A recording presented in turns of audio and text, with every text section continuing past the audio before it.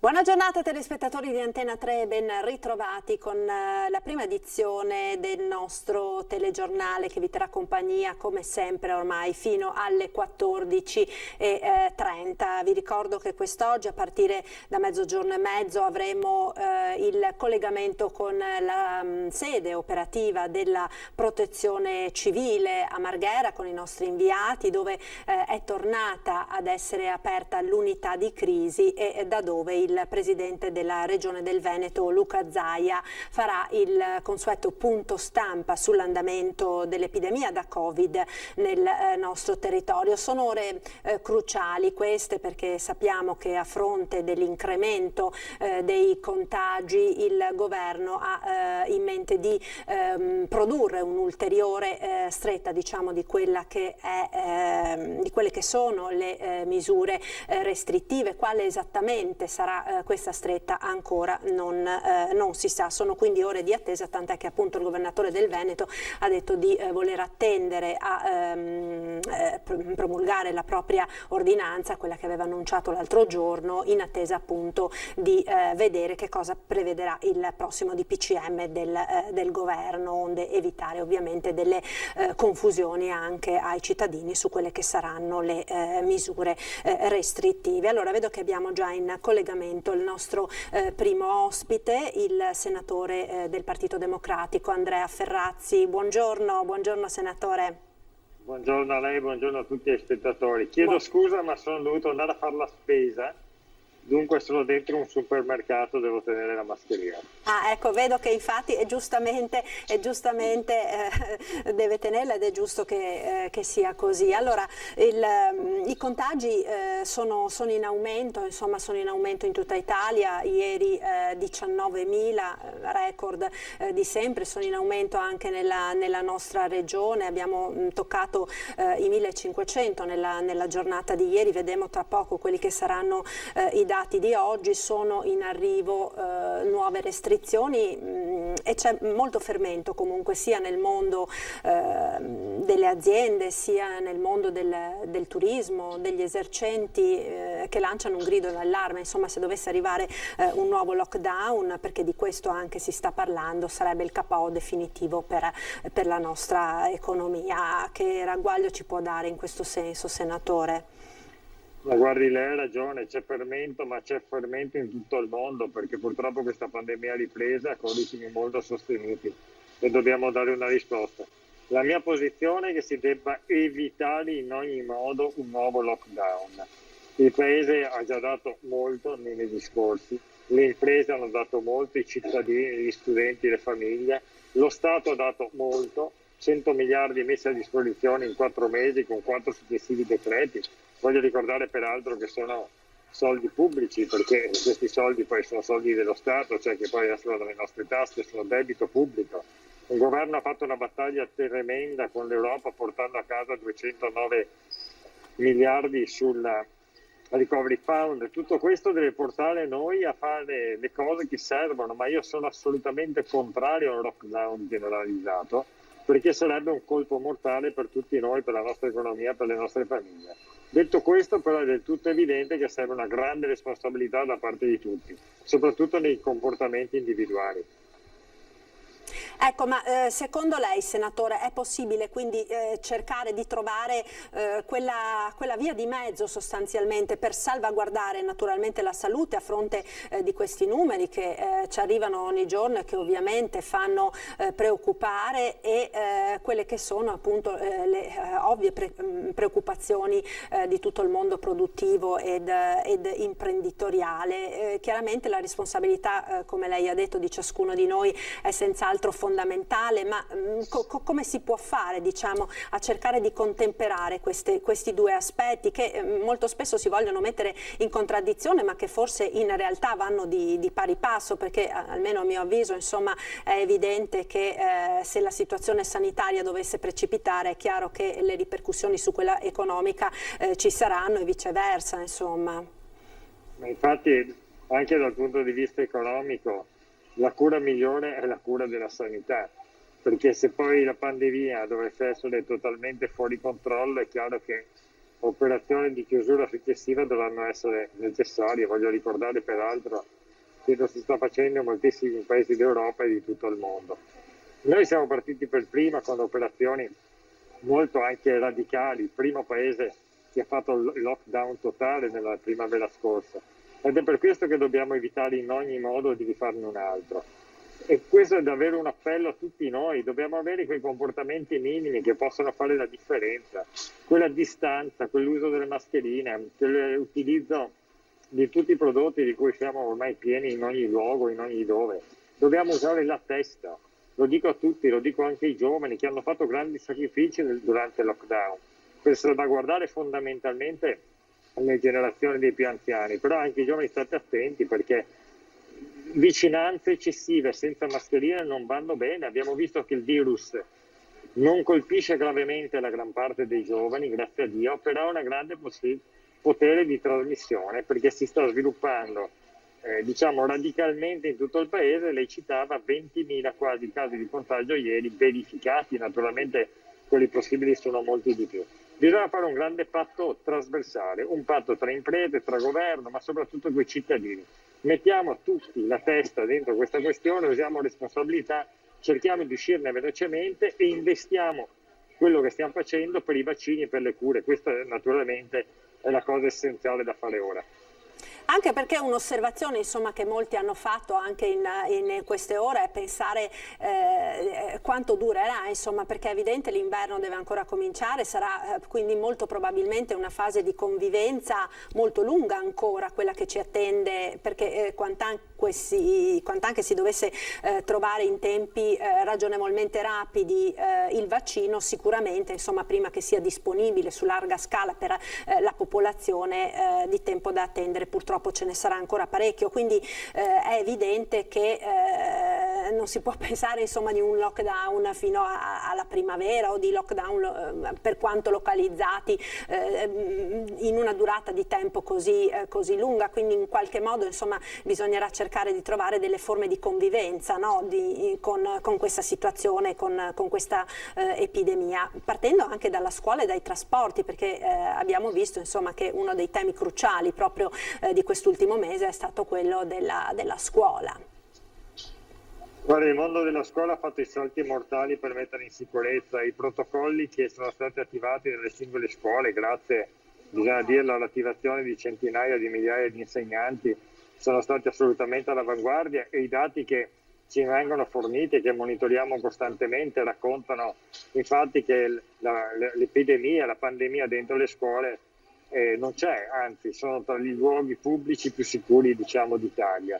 Naturalmente questione un po' diversa sui trasporti perché c'è una vicinanza maggiore, c'è una commistione maggiore e lì bisogna intervenire. Il governo ha proprio ricordato ieri che è già intervenuto a sostegno del trasporto pubblico locale, è intervenuto con decreto semplificazione, è intervenuto in aggiunta con il decreto agosto mettendo milioni e milioni e milioni di soldi a disposizione degli enti locali. Il governo continuerà a fare un'operazione di questo tipo e anche nelle prossime ore metteremo soldi a disposizione del trasporto locale per metterlo in sicurezza utilizzando anche i bus turistici. Detto questo, il vaccino nel mondo si sta facendo i salti mortali. Ci sono ormai decine di sperimentazioni, alcune già nella fase 3.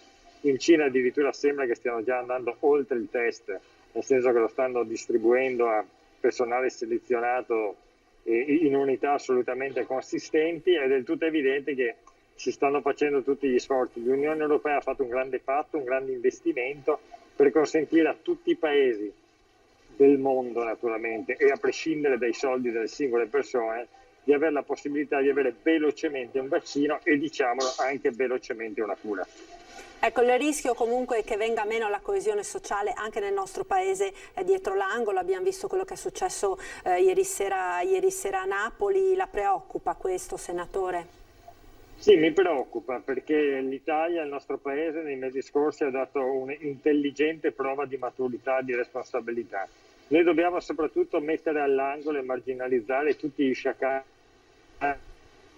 anche del nostro paese, o persone un po' sciocche, diciamo un po' idiote, che negano e continuano a negare anche oggi la pandemia e la trasmissione del virus, oppure coloro, gli sfattisti, che approfittano di una grave crisi sociale per alzare il popolo, per alzare le tensioni sociali, per strumentalizzare e creare poi, come dire, una generalizzata insicurezza. Li dobbiamo mettere all'angolo attraverso una risposta vera, collettiva, perché dobbiamo uscirne tutti. Qua vedi, non è che ne esce uno a discapito degli altri, è un gioco a somma positiva, tutti possiamo e dobbiamo uscirne. Dobbiamo uscirne anche velocemente, dobbiamo riportare il sorriso, la speranza nelle nostre comunità.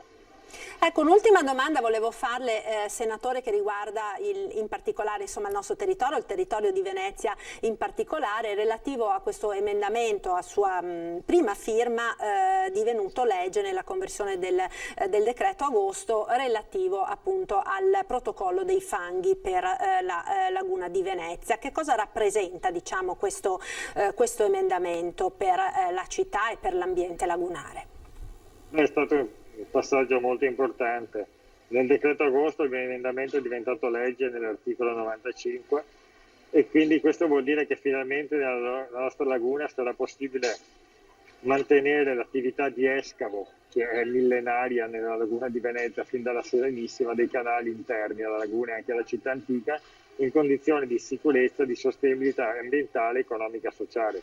Ad oggi il protocollo vigente è del 1993, doveva durare, pensi, solamente 12 mesi e essere usato solamente nella parte della città. In realtà è in vigore da 27 anni, è contro la legge, è utilizzato in tutta la laguna di Venezia ed è contro le direttive europee, le quali stabiliscono dal 2000 che i controlli devono essere non solo di tipo chimico nei sedimenti scavati, ma anche di tipo biologico, fisico, ecotossicologico. E allora in questo modo noi mettiamo in sicurezza i cittadini dal punto di vista ambientale e mettiamo in sicurezza anche l'attività di trasporti passeggeri, ma anche del porto per attività commerciali, perché è del tutto evidente che la laguna di Venezia, essendo una realtà antropizzata, deve costantemente cercare l'equilibrio tra le attività economiche, le attività sociali della vita dei cittadini e il giusto rispetto sociale e ambientale. Grazie senatore Ferrazzi, io la ringrazio per questo suo intervento. Penso che torneremo a sentirci presto alla luce, insomma, di quelli che saranno gli sviluppi di queste ultime ore. Buon lavoro naturalmente a lei, un saluto ad Andrea Ferrazzi, senatore del Partito Democratico. Saluto a tutti. Grazie. Allora noi ora diamo la linea alla regia, ci fermiamo per qualche istante di pubblicità. Vi ricordo che alle 12:30 ci sarà il punto stampa del governatore Zaia sull'andamento appunto dell'epidemia da Covid nel nostro territorio. Pubblicità, a tra poco.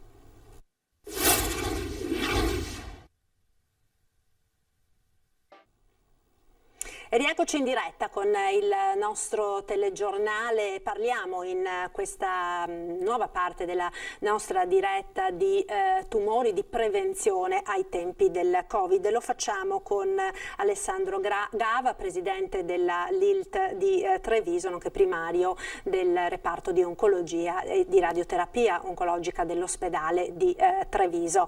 Buongiorno dottor Gava, grazie per essere con noi. Allora, che impatto sta avendo questa situazione di emergenza sanitaria che stiamo vivendo anche nel nostro paese sulla prevenzione e sulla diagnosi precoce dei tumori? Siamo in ottobre, insomma sappiamo che è il mese tradizionalmente dedicato dalla LILT a tutte le iniziative di prevenzione per il tumore al seno delle donne. Molte di queste iniziative, insomma, hanno subito anche delle modifiche o delle sospensioni proprio a causa della situazione sanitaria appunto che stiamo vivendo. Sul fronte quindi della prevenzione e della diagnosi precoce, qual è l'impatto appunto del Covid sui tumori? L'impatto direi che c'è stato nei mesi precedenti, perché è stato un impatto con un virus che noi non conoscevamo, con un virus nuovo, con un virus che aveva una graduazione di patologia molto differente, di aggressività molto differente, da pazienti asintomatici a pazienti in rianimazione con gravi polmoniti, da cui alcuni non sono riusciti a guarire. Diciamo che quindi nei mesi scorsi a livello di prevenzione c'è stato un blocco, perché per evitare aggregazioni nelle attività di screening, e questo può avere avuto qualche ripercussione, però sappiamo che lo screening va appunto a cercare all'interno di persone sane dei sintomi iniziali, e quindi a mio avviso a livello di patologia della cervice uterina, dove viene fatto ogni 3 o ogni 5 anni il pap test, noi andiamo in cerca addirittura di lesioni precancerose come col sangue occulto nelle feci. Noi andiamo in cerca di polipi che possono essere precursori di neoplasie. Quindi in questi 2 gruppi di patologie forse l'impatto è stato molto minore. Per quanto riguarda invece la senologia, sappiamo che la mammografia deve essere fatta con una certa periodicità. Non penso che 2 o 3 mesi di ritardo possano avere ripercussioni importanti, però è importante che riusciamo a ritornare alla normalità. E questo sta avvenendo gradualmente in questi ultimi 2 mesi, per cui sono riprese le campagne di screening, e anche all'interno della LILT i nostri volontari, che io ringrazio perché hanno continuato anche durante il lockdown a trasportare pazienti oncologici, pazienti fragili, e l'hanno fatto in sicurezza, garantendo il rispetto dei tempi di cura anche a questa tipologia di pazienti. E adesso siamo riusciti a fare gran parte delle iniziative che avevamo promosso per la campagna Nastro Rosa in ottobre, e quindi io devo ringraziare i medici e volontari che si sono prestati sia a iniziative sul camper sia a serate che abbiamo organizzato. Purtroppo da ora in poi non possiamo più tener fede a quegli impegni di serate di informazioni che avevamo organizzato, proprio perché i nuovi decreti ministeriali riducono la possibilità di fare convegni in presenza, e quindi continueremo con iniziative anche con le possibilità che offrono le tecnologie che abbiamo imparato ad utilizzare in questi mesi, per poter dare ancora informazioni a tutta la popolazione.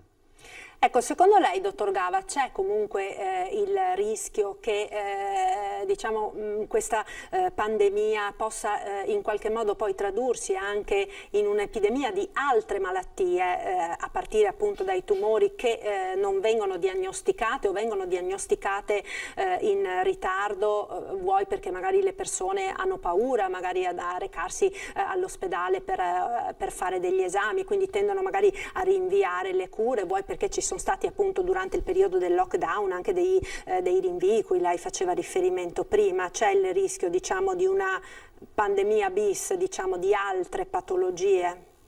Ecco, io parlavo anche proprio ieri con il responsabile di malattie infettive, e mi diceva che questa adesso è una patologia che conosciamo meglio, siamo in grado di curare meglio le polmoniti, e dobbiamo cercare, con tutti i provvedimenti che vengono continuamente raccomandati, distanziamento, mascherine, muoverci soltanto quando è necessario, cercare di ridurre la diffusione, tenere sotto controllo la diffusione del virus, in modo da far sì che gli ospedali restino aperti anche per tutte le altre patologie. Ricordiamoci che in Italia ogni giorno vengono fatte 1000 diagnosi di tumore, 500 persone muoiono di tumore ogni giorno in Italia, quindi è importante che gli ospedali restino aperti anche per curare le malattie cardiovascolari, le malattie oncologiche, e poter farlo in sicurezza, quindi rassicurare i pazienti che hanno bisogno di cure di poter accedere con dei percorsi dedicati e con il giusto distanziamento anche negli orari di visita, in modo che possano accertare le patologie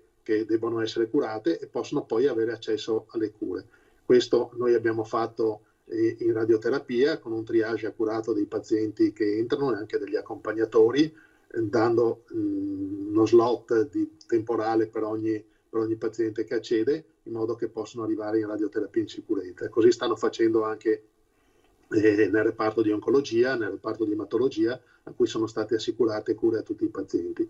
Maggiori criticità ci sono evidentemente per le chirurgie, perché una parte delle risorse della rianimazione è stata dedicata e impegnata per curare pazienti Covid, e per cui per fortuna adesso sappiamo curarli meglio in una fase precedente.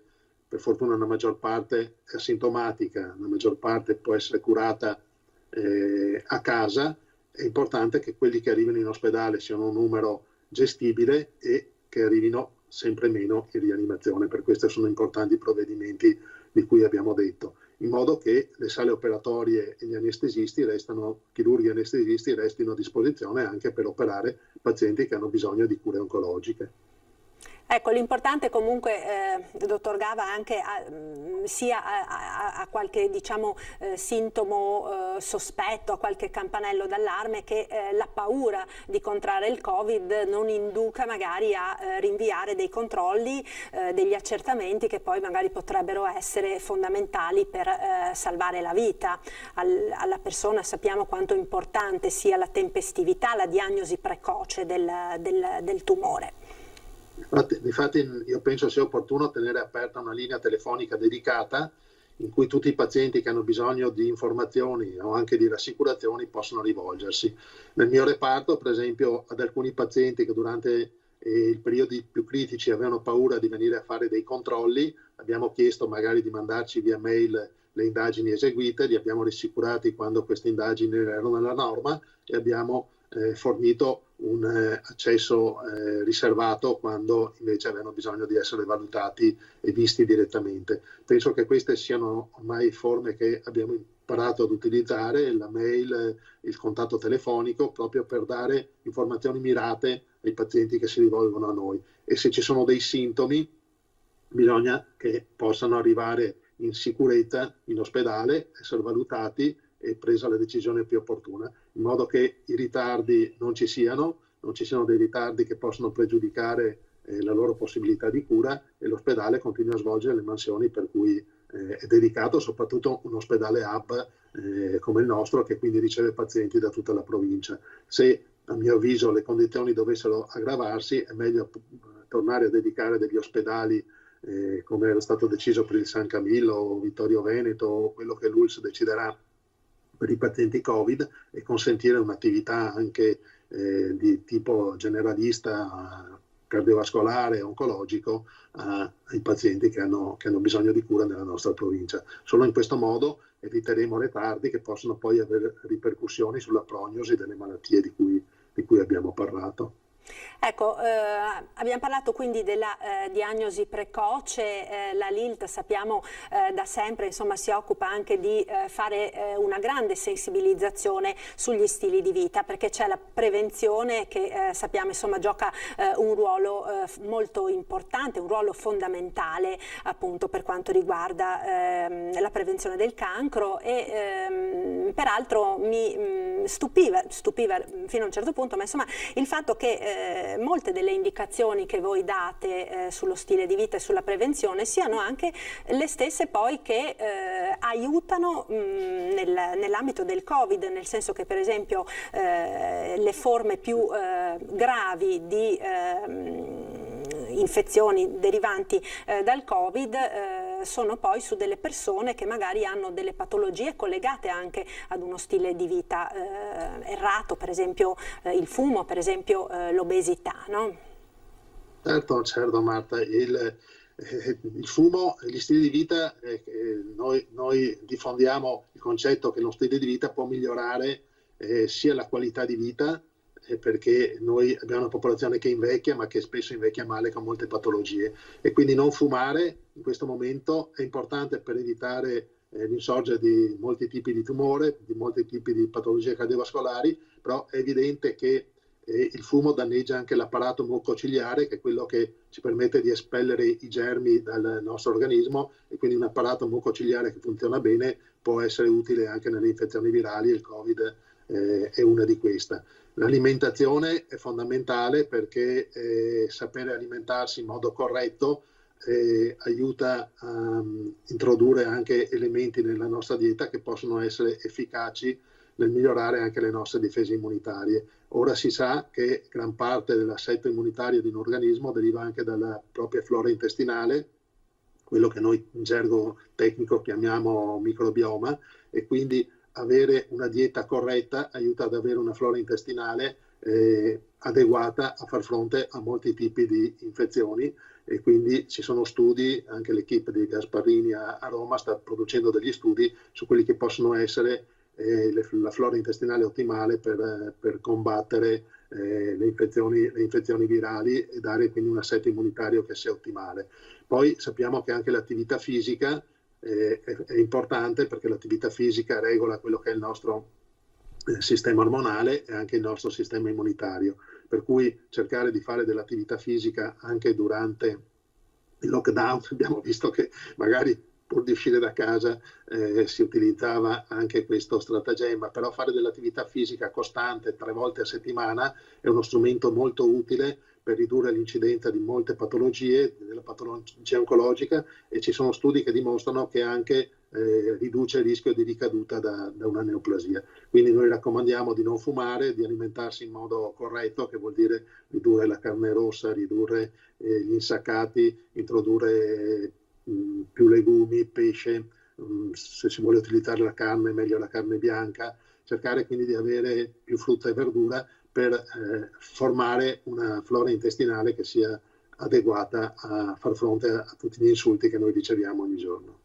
Ecco, sono consigli molto importanti, di indicazioni molto importanti queste, a maggior ragione credo in questo periodo, perché magari rimanendo più a casa tutti ora ci consigliano insomma di uscire il meno possibile, di limitare le occasioni di contatto, si sta più in casa, si sta più chiusi in casa e naturalmente si tende anche molto più spesso stando a casa ad andare ad aprire il frigorifero, a restare più sul divano, a muoversi di meno, a concedersi anche qualche peccato di gola che ci dà, come dire, un po' di coraggio forse o di soddisfazione in questo momento insomma così difficile, rischiando però di farci doppiamente del male insomma in questo senso, visto che anche le nostre difese immunitarie vengono proprio aiutate da uno stile di vita corretto. Sì, questi concetti sono fondamentali. Io inviterei anche a scorrere magari notizie sul nostro sito o su altri siti di informazione che possono dare in modo divulgativo queste informazioni che sono importanti perché proteggono il campo oncologico, ma proteggono anche nel campo delle malattie cardiovascolari, che sono poi i 2 grossi capitoli per cui la gente ammala e muore di più nel nostro paese, e ci aiutano anche ad avere, oltre a dare più anni alla nostra vita, anche a dare qualità a questi anni che noi viviamo in più. Quindi noi lo raccomandiamo proprio come una forma di prendersi cura di noi stessi, facendo qualcosa che ognuno può fare, e quindi magari se ci sono momenti in cui stiamo in casa cercare di approfondire anche queste tematiche può essere un investimento che noi facciamo per la nostra salute. Sicuramente. Dottor Gava, io la ringrazio per questi preziosi consigli e per queste informazioni molto importanti che ha dato, perché anche appunto in questo periodo non dobbiamo dimenticare che non esiste solo il Covid, purtroppo le altre malattie non sono andate in pensione, continuano ad esserci, ed è molto importante prestare attenzione anche a questo, con anche i nostri comportamenti individuali. Grazie mille quindi al dottor Alessandro Gava, presidente della LILT di Treviso. Buon lavoro naturalmente anche a lei, un saluto. Grazie. Grazie. Allora noi ora continuiamo, tra pochissimo dovremo collegarci con i nostri inviati alla sede della Protezione Civile a Marghera, dove c'è l'unità di crisi, lo sapete che è tornata a riunirsi quotidianamente da questa settimana, Filippo Fois e Paola Barbato, che dovrebbero appunto seguire per noi tra pochissimo l'intervento del presidente della regione Zaia, che darà quelli che sono gli aggiornamenti relativi appunto all'andamento dell'epidemia da Covid nel nostro territorio. Vediamo appunto che il presidente non è ancora arrivato, sappiamo appunto che c'è questo incremento di contagi nel nostro territorio, mentre tutto il sistema sanitario si sta mettendo in moto per come dire, incentivare il più possibile quelli che sono gli elementi diagnostici di individuazione delle infezioni da Covid. A Treviso il sistema di tamponi H24 è partito già da ieri, quindi praticamente sarà possibile effettuare il tampone non solo durante le ore diurne ma anche durante la notte, e questo tipo di servizio è partito anche a Padova da parte dell'ULS Euganea. Abbiamo infatti un servizio che ci ha mandato la nostra redazione di Padova con appunto tutte le istruzioni anche per chi dovesse trovarsi nella necessità di effettuare dei tamponi anche nelle ore notturne. Vediamo il servizio. Un tampone ogni 30 secondi, un vero non-stop per gli operatori della ULSS 6 impegnati nella prima giornata di servizio allo stadio Euganeo sulle 12 ore, dalle 8 del mattino alle 8 di sera. 449 i molecolari, 681 i test rapidi eseguiti. Ma da lunedì l'ULSS Euganea estenderà il servizio sulle 24 ore, 7 giorni su 7, dalle 8 alle 20, dal lunedì al venerdì, sempre allo stadio. Via Nereo Rocco 60, Viale Interno, Curva Sud, Sala Progetto Giovani. Il sabato e la domenica, nello stesso orario, si dovrà andare all'ospedale ai Colli, Padiglione 2. Tutti i giorni, dalle 20 alle 8 del mattino successivo, il servizio sarà fornito da un punto tamponi allestito vicino al pronto soccorso dell'ospedale di Schiavonia.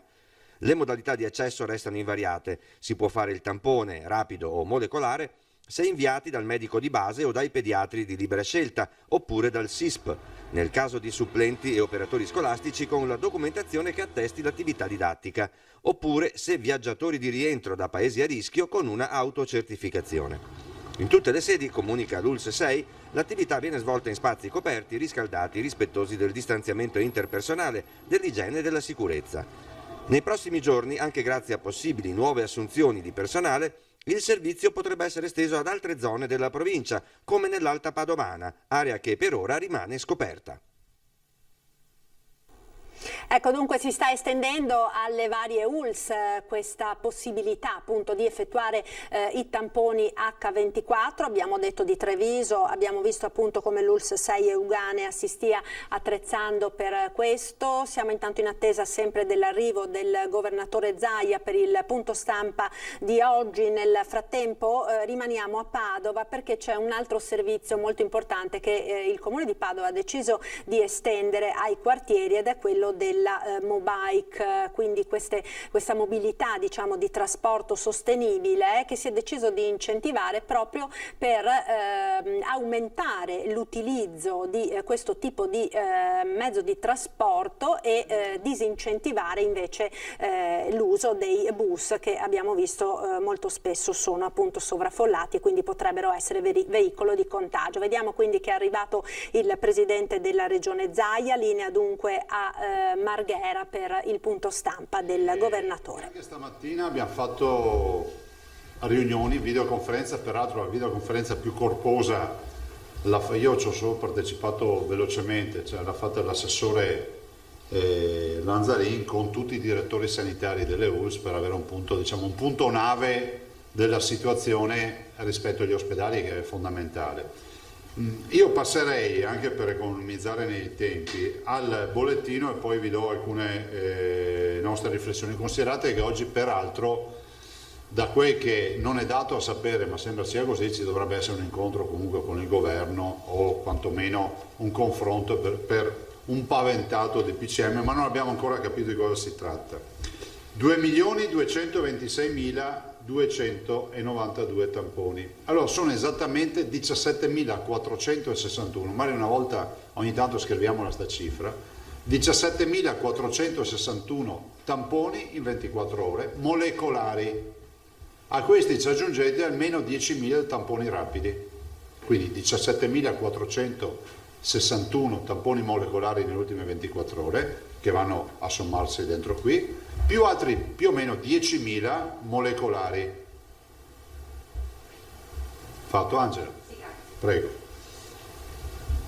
Test rapidi, inutile che vi continui a dare dati, nel senso che voglio darvi un dato, diciamo, più puntuale e analitico, e tanto è vero che stiamo chiudendo, comunque sono oltre 1,5 milioni di test rapidi, questo è poco ma sicuro. Numero positivi, 42.869. Questi sono i positivi dall'inizio della vicenda coronavirus, dal 21 febbraio. E sono 1.729 in più, cioè il budget di tutto l'ammontare dei positivi. Positivi di oggi, 15.621 più 1.587. Più 1587 oggi. In isolamento abbiamo 14.958 persone. Ricoverati 631, dei quali 83 negativi. Sto parlando sempre delle ultime 24 ore. Terapia intensiva, 73 pazienti, dei quali 5 negativi. Totale dei morti 2317 più 9. I dimessi sono quasi 4500, sono 4486 dall'inizio di questa tragedia, abbiamo dimesso 27 persone anche ieri nelle ultime 24 ore. I sintomatici oggi a domicilio sono 469. I positivi oggi a domicilio sono 15.005.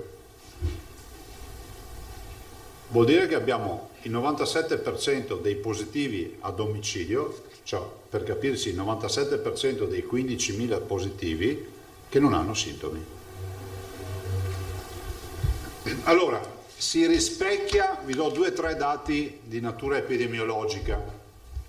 Primo, si rispecchia questa percentuale di un'alta percentuale di positivi asintomatici.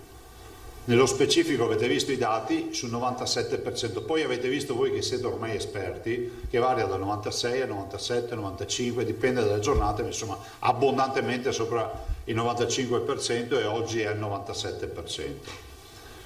Vediamo un abbassarsi dell'età media del positivo, cioè abbiamo un soggetto che rappresenta, diciamo, il positivo ormai in maniera assolutamente evidente, che sono i giovani. Si è abbassata di molto l'età media, perché siamo passati da una media di marzo dei 60-65 anni a un'età media di oggi di 40-45, ma con molti giovani. Mi dice il dottor Rigoli che abbiamo giovani che hanno una alta carica. Cioè vuol dire che, come ormai voi sapete, tu vai in laboratorio, fai il molecolare e trovi velocemente il virus, cioè hanno basse amplificazioni, quindi vuol dire che il virus c'è, però se andiamo a guardare il dato epidemiologico, nonostante questo, in questa fase, oggi, la diffusione di questa alta carica non si traduce in una diffusione di tanti positivi sintomatici, ma è un dato che può essere, diciamo, smentito nei prossimi giorni. In questo momento abbiamo questa situazione: 15.000 positivi, 97% non hanno sintomi, sono 469 quelli con sintomi. Io trovo strano che nessuno faccia un'analisi, e qui ringrazio l'assessore Bottacin che me l'ha fatta su una mia richiesta, essendo lui il responsabile di questa parte, diciamo, di statistica epidemiologica.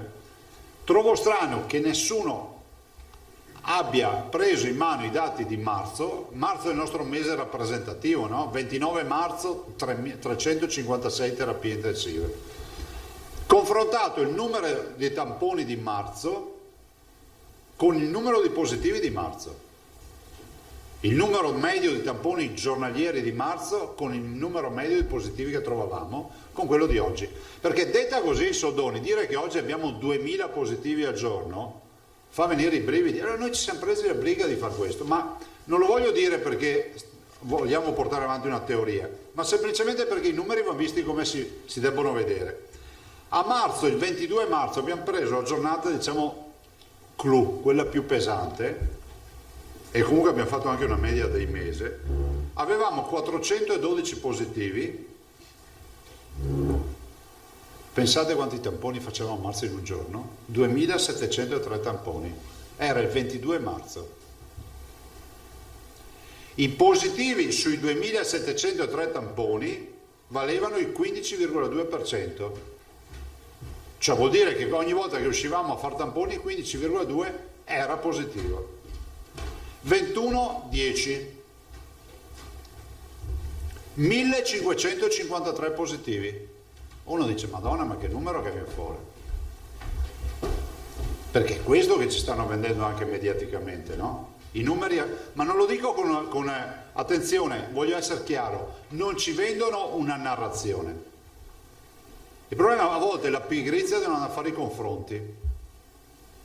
E quindi Vi ricordate quando dicevo, inutile che mi dite ha fatto i tamponi? Cioè non possiamo sempre ragionare in numeri assoluti, bisogna vedere quanti tamponi per abitante, perché tu non puoi confrontare i miei tamponi con il numero assoluto di un altro se l'altro è metà abitante dei miei, perché vuol dire che io ne faccio molti di più, anche in percentuale. 1553 positivi il 21/10, 20.181 tamponi. Molecolari, no? Sì. Molecolari. Non ci mettiamo dentro i rapidi, che sono altri 10.000. Quindi vuol dire che il dato sarebbe ancora più pesante, 7,7%. Cioè se paragoniamo i tamponi molecolari di marzo, che erano un decimo più o meno di quelli di oggi, nelle giornate clou, vediamo che abbiamo metà positivi di marzo al giorno, rapportati ai tamponi. Allora uno può dire, e se avessimo a marzo fatto gli stessi tamponi di oggi? Vi dico subito il dato. Avremo oggi 3.000 positivi, invece che 400. Avremmo avuto il 22 marzo, invece di avere 412 positivi, ne avremmo avuti 3.000. Non serve fare commenti su questo. Allora, se è vero che mettendo in linea oggi abbiamo meno positivi su tampone, la metà di marzo, è altrettanto vero che c'è un altro aspetto che dobbiamo valutare, che oggi rispetto a marzo abbiamo meno carico di terapie intensive, perché vi ricordo che il 22 marzo erano 6 giorni prima del 29, scusami, 7 giorni prima del 29, che aveva 356 persone in terapia. E il 13 marzo noi avevamo già 111 persone in terapia intensiva. Noi non abbiamo nessuna velleità di star lì a creare nuove narrazioni, però dico, bisogna che cominciamo per decidere una strategia a guardare i dati come sono, perché io mi sono un po', come si può dire, preoccupato, e tu vedi 800 persone positive al giorno, 1000, e dico, guarda, all'ospedale non c'è un'interfaccia, no? Allora tu vai a vedere a marzo e capisci perché a marzo facevi un decimo dei tamponi e avresti avuto 3.000 persone positive se facevi gli stessi tamponi. Questa è una lettura che nessuno ha mai dato. Perché la diamo? Perché è giusto guardare in faccia la realtà, capire che il virus c'è, e questi, diciamo, super diffusori che possiamo avere magari non creano sintomatologia nella stragrande maggioranza dei casi, ma quando intercettano un paziente candidato ideale, se va bene vai in area non critica, se no mi finisce subito intubato in terapia intensiva. E ai cittadini che ci stanno ascoltando io vorrei dire solo una cosa: portate i dispositivi, portate le mascherine, e lo dico per un semplice motivo, perché l'emergenza coronavirus per noi si chiama emergenza ospedaliera. Quindi superiamo tutte le riflessioni, fa male, non fa male, siamo bravi a curare, non siamo bravi a curare. Fra l'altro dovrebbero arrivare novità per le cure domiciliari, come vi avevo anticipato in settimana. Ma è fondamentale capire che noi questa battaglia la facciamo per poter tenere aperti gli ospedali. Perché quando mi vedo persone che mi dicono ah, ma alla fin fine il 97% non è positivo, non ha sintomi, ma alla fin fine la quasi totalità fa percorso netto perché la mortalità è lo 0,27%, perché è il dato che è uscito anche ieri, che è molto più basso di quella di marzo, ma è vero che a marzo non avevamo la qualità delle cure di oggi. Allora, alla luce di tutto questo, tutto ciò premesso, cerchiamo di sgombrare le nostre menti da questi ragionamenti e andare al dunque. I nostri ospedali hanno 7.500 posti letto, hanno un totale di, in questo momento, 1 migliaio di terapie intensive. Se non fermiamo il trasferimento dalla società libera, civile, sana, di cittadini all'ospedale, cittadini ammalati, se non fermiamo questa emorragia tra i sani e i malati che finiscono in ospedale, noi possiamo dire con certezza che dovremmo cominciare a chiudere servizi ospedalieri ordinari, dovremmo chiudere ospedali per dedicarli totalmente ai pazienti Covid. Questo è l'unico vero problema che sta diciamo, interessando tutte le sanità del mondo, perché questo virus ha purtroppo questa caratteristica che se ti colpisce tu hai bisogno di cure mediche, o le fai domiciliari o le fai ospedaliere se sei più grave. Vi lasciamo, me l'ha dato l'assessore Lanzarini, un dato che abbiamo voluto ricostruire rispetto ai medici e al personale in generale, perché qui trovate dentro anche i dipendenti, diciamo gli amministrativi. Noi abbiamo oggi una percentuale di 0,7, no? Di infezione negli ospedali e comunque tra i dipendenti, ULSS, amministrativi eccetera. Guarda, ci sono dentro anche alcuni dipendenti regionali, ma insomma stiamo parlando di 8 casi, per cui pesa nulla. 0,7% di infettati. Si è un po' mossa la curva, sono 496, sì, ma ad oggi sono 496 e si è un po' mossa la curva, forse un po' l'esito magari di quello che è anche la storia di questa epidemiologia, ma è inutile che vi dica, se vi ho detto prima che siamo preoccupati dell'emergenza ospedaliera, siamo triplicamente, decuplicamente preoccupati della salute dei nostri medici e dei nostri operatori sanitari, perché capite che se noi abbiamo il mondo che si occupa delle cure infettato, è finita. Tanto è vero che vi ricordo che abbiamo nel nuovo piano, ha già scritto Russo, no? Ogni 7 giorni facciamo il tampone a tutti coloro che sono in prima linea. Abbiamo provato la delibera lunedì, penso insomma che sia già arrivata la lettera, quindi ogni 7 giorni a tutti i medici in prima linea, terapie intensive, malattie infettive, pneumologia, insomma dove si lavora col virus, e comunque ogni 20 giorni a tutto il resto dell'ospedale, tutti gli altri dipendenti dell'ospedale. Stiamo parlando di un amore con gli amministrativi, insomma di quasi 60.000 persone testate, che non sono poche. E attendiamo l'eventuale sottolineo, perché guardate, parlavo anche con il nostro coordinatore Bonaccini, anche con Federica, sembra che ci sia forse un confronto oggi in giornata, in serata con il governo, non si è ben capito, anche noi abbiamo informazioni giornalistiche forse più o meno fondate, più o meno vere rispetto a eventuali nuove misure. Io penso che dobbiamo guardare con obiettività il processo che si sta evolvendo, che ogni sanità è una storia a sé. Vi do solo un dato. Voi se andate a farvi un'analisi, queste sono robe che non scrivono poi in giro, no? Perché sono dati tecnici. L'incidenza dei ricoveri in terapia intensiva la percentuale sui ricoverati. Noi stiamo tra i più virtuosi, no? Cioè nel senso che per arrivare in terapia intensiva da noi c'è prima un filtro clinico e medico che ti garantisce subintensive, infettive. Sono delle regioni che arrivano anche 4 volte tanto, e quindi anche qui il vero tema qual è? Il tema anche di stabilire dei protocolli che siano assolutamente rispettosi della cura dei cittadini, ma che diano anche, come si dice, è vero che poi ci sono evoluzioni epidemiologiche che noi non ci permettiamo di discutere, però è altrettanto vero che ogni regione ha una storia a sé. Non stiamo meditando in questa regione lockdown o azioni pesanti. Ho pronta un'ordinanza che ritengo sostenibile e praticabile su altri fronti, che non anticipo, però per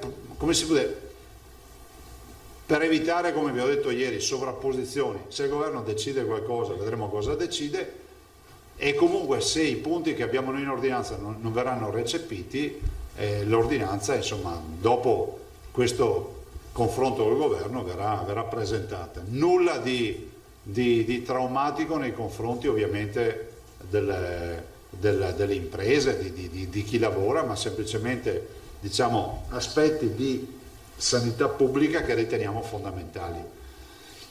Domande? Bonet e deriva R. Sì, allora, in qualche modo già risposto, Presidente. Alla luce di questi dati che ci sta presentando lei, cioè il Veneto potrebbe trovarsi a dover subire delle misure restrittive decise con gli IPCM Cioè, volevo capire come spieghiamo ai cittadini che, nel senso che cerco di spiegarmi meglio, cioè abbiamo una narrazione un po' distonica tra quello che succede in Veneto e quello che succede a Milano, in Campania, in Piemonte, e sulla base sembra di quelle situazioni epidemiologiche il governo sta pensando a dei giri di vite che noi qui però potremmo trovarci a dover subire senza avere quel tipo di situazione. Sì. Come praticamente come coniughiamo? Ti ringrazio per questa domanda. Io non vorrei che passasse l'idea che noi non stiamo qui a contestare nulla, che sia chiaro. E siamo anche convinti che se ci sono misure giustificate da, come si può dire, da esperti epidemiologi,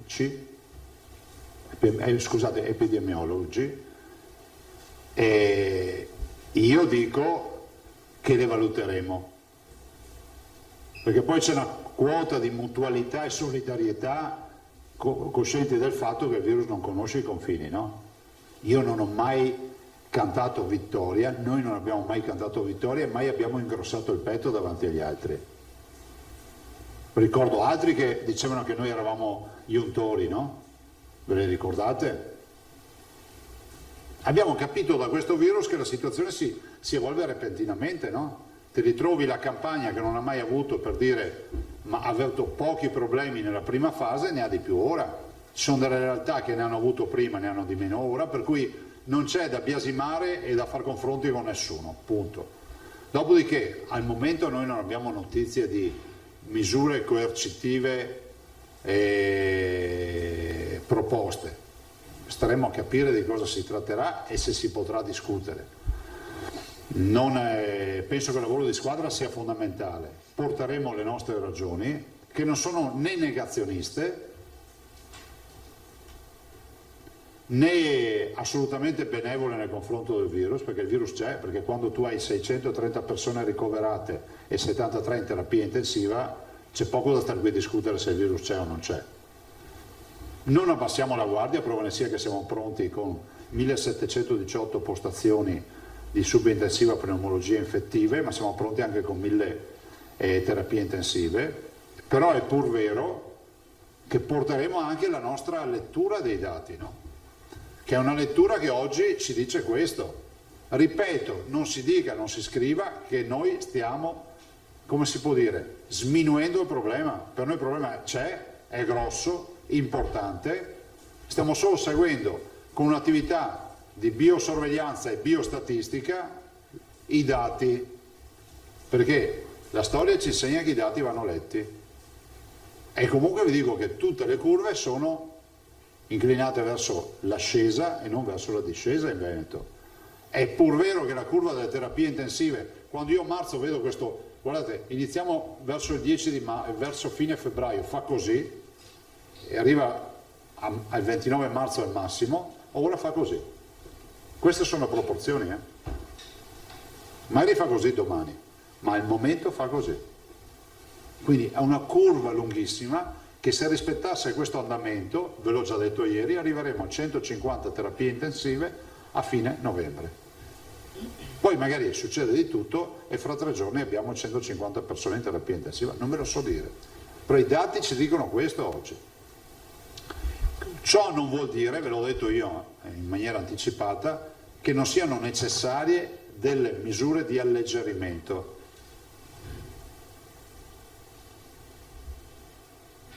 Nel senso che, diciamo, degli aggiustamenti rispetto a aspetti di sanità pubblica si possono ancora adottare,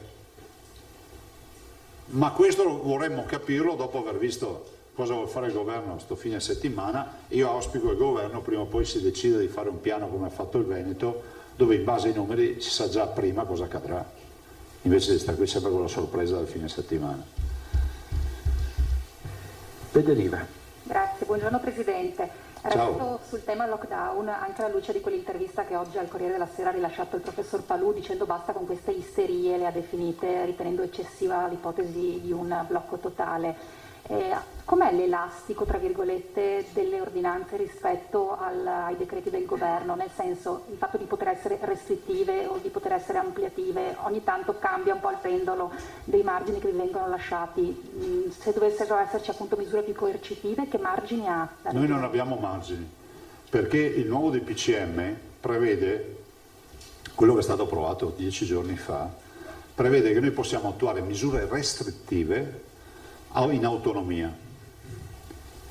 Cioè se oggi si decidesse di chiudere qualcosa, il governatore può deciderlo in autonomia. Quelle diciamo amplificative, più lassiste, no? Le devi fare solo con la firma del Ministro della Salute, cioè la doppia firma. Per capirci, per assurdo, se uno dicesse no, si chiudono tutti gli esercizi commerciali alle 6 di sera e tu dici no, guarda, da me io voglio che chiudano alle mezzanotte, il governatore deve portarsi a casa la firma del Ministro della Salute. Prego? Ma allora è stato fatto, sai perché? Perché non c'era ancora giurisprudenza, o diciamo non c'era ancora procedura giuridica consolidata, e quello fu il primo provvedimento. Cioè, voi un giorno vi auguro di scrivere tutti un libro sul coronavirus e su sta storia, dove in quel punto dovreste scrivere che il vero primo atto formale è stata la firma di quell'ordinanza Zaia Speranza, che se avvenisse oggi magari si farebbe in maniera molto più semplice con una firma diretta del Presidente della Regione oppure un DPCM nazionale.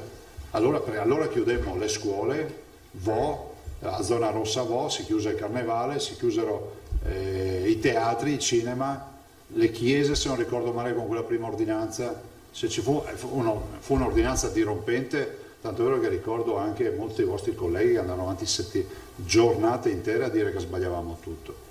Devo male sono quelli che oggi fanno gli articoli dicendo che siamo troppo leggeri.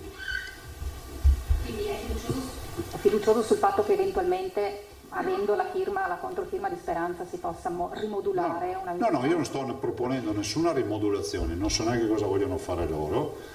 E il contesto è un contesto di allerta, di semaforo giallo anche per il Veneto, non c'è da fare i salti di gioia.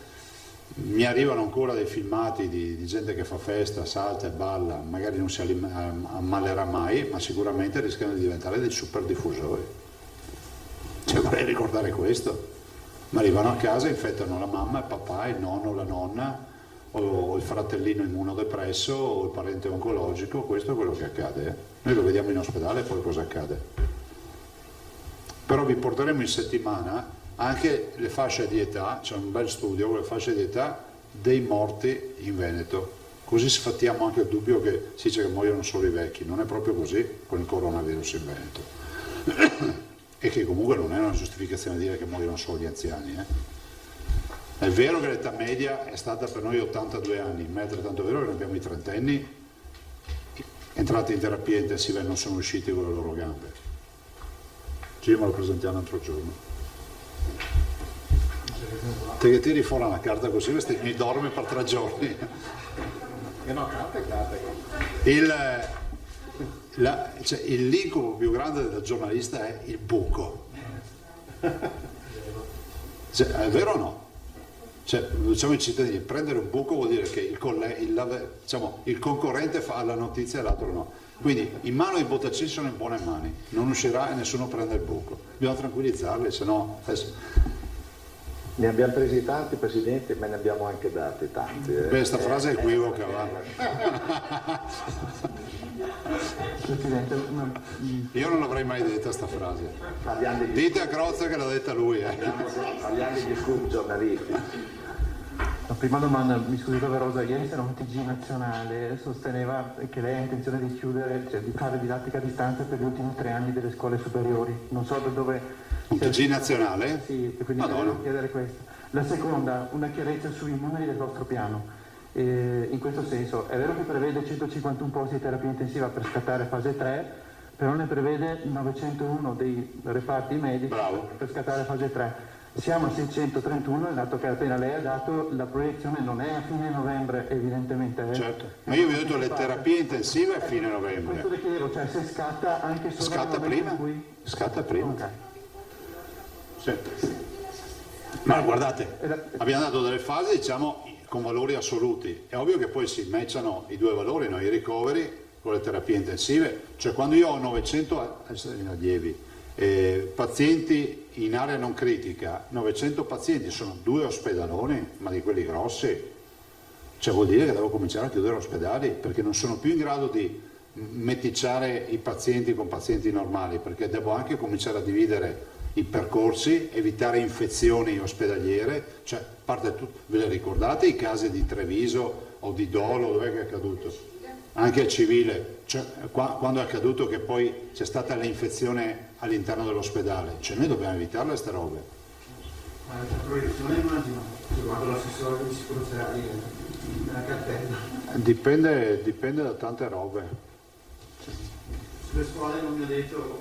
No, guarda, cioè, se facciamo un'ordinanza mi informiamo, nel senso che è ovvio che una delle leve potrebbe essere quella, ma non solo, cioè non anticipo nulla, perché magari, peraltro ho visto che anche altre regioni hanno fatto, ma ho visto il Friuli ad esempio, ma a valere dalla prossima settimana, da mercoledì o giovedì, per cui non è che ci siano, come si può dire, operazioni blitz, per cui non siamo assolutamente in linea. Forse chi commenta non conosce le carte. E l'ultima cosa, voglio anche ricordare una roba, perché adesso cioè, chi ha proposto sta roba a livello nazionale? Io, che adesso non mi venga a fare lezione che altri, però siccome sono quello che l'ha proposta ho anche un'idea di come si deve fare e quando si deve fare. Siccome ho detto che sbagliavo tutto, vedo che adesso tutte le regioni stanno pian piano assumendo questi provvedimenti. Posso dire, non resterei sorpreso se lo assumesse addirittura il governo in questo fine settimana. Non so se lo faranno, ma non resterei sorpreso. Prego? Beh, insomma, ma penso che le regioni abbiano già dato un segnale. La terza, ma forse era più per l'assessore, che doveva esserci un incontro per cercare di armonizzare le linee delle ULS per le visite dei parenti o per le visite... Ma dopo vi lascio l'assessore, grazie. O la lascio subito se avete finito. Poi bene.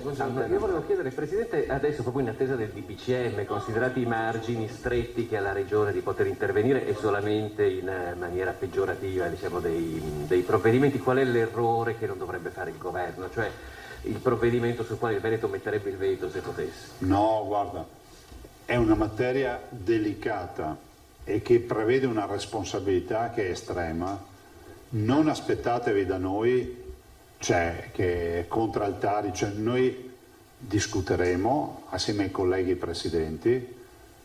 Non esiste un confine del virus, guardate ragazzi, non esiste un confine del virus. Esistono sanità diverse, questo sì, ma il virus non si ferma a Peschiera o a Sirmione, non attraversa il lago, piuttosto che a Piacenza o che so a Ferrara, cioè il virus gira, nel senso che come io ho contestato, vi ricordate quando contestai, perché c'è sempre qualcheduno che legge sempre male la storia, io contestai le zone rosse a macchia di leopardo in Veneto e dissi fatelo per tutti, non ha nessun senso dire che Treviso è zona rossa e chi è da Vittorio Veneto può andare tranquillamente a far festa sul Fadalto per far contenti quelli dell'Alpago o altre zone del Cadore, cioè è un assurdo da un punto di vista epidemiologico. Tanto è vero che nottetempo modificarono il DPCM, se vi ricordate. Qualcuno dice Zaia non ha mai voluto zona rossa, ma sono sostituito io la prima zona rossa, a voi. Quindi non vendete questa immagine del Veneto, perché il Veneto non viene qui per fare casino. Il Veneto è qui per cercare di risolvere un problema. Abbiamo ben chiara l'istanza dei cittadini, ma abbiamo anche ben chiara la missione che ci spetta, che non è facile, che è quella di fare in modo di garantire la salute ai cittadini. E il punto di equilibrio è ovviamente è rappresentato dalla sostenibilità, perché non si può morire di virus per tenere tutto aperto, ma non si può morire di fame per non avere il virus. C'è il punto di equilibrio. Infatti vedete che il mondo scientifico, se vi prendete la briga di andare a vedere le dichiarazioni, il mondo scientifico è molto combattuto. Non è vero che ci sia chi è contro e chi è a favore, la verità è che c'è chi si posiziona più da una parte o più dall'altra, ma tutti riconoscono il problema. E se guardate la letteratura scientifica, andate a vedere non solo Nature, ma vedete The Lancet, ad esempio, che parla moltissimo di lockdown, parla moltissimo di... c'è un bello studio sul ruolo dell'apertura delle scuole nella diffusione dell'infezione. E allora capite che il mondo è un osservato speciale. Ad esempio nelle scuole noi abbiamo infezioni primarie, cioè vuol dire che il virus entra dalla famiglia, l'infezione domestica è quella che più pesa, è quella delle feste, è quella dei ritrovi. Pensate che nella letteratura scientifica internazionale dicono che uno dei temi, ad esempio, da tenere sotto controllo è le scuole di canto. Uno si mette a ridere quando legge una cosa così, ma poi lo spiegano, no? Che sono proprio le occasioni nelle quali c'è un'iperdiffusione di vapore acqueo e poi citano tutti i casi di cluster delle scuole di canto o dei mattatoi, altro tema sul quale si parla tanto a livello internazionale. Gli strumenti a fiato, capite che è molto complessa sta roba. Perché vi dico queste robe? Non per fare l'erudito, ma per dire che dietro alle scelte che facciamo c'è tutto un ragionamento che viene soprattutto dalla letteratura scientifica autorevole. La Svezia ha avuto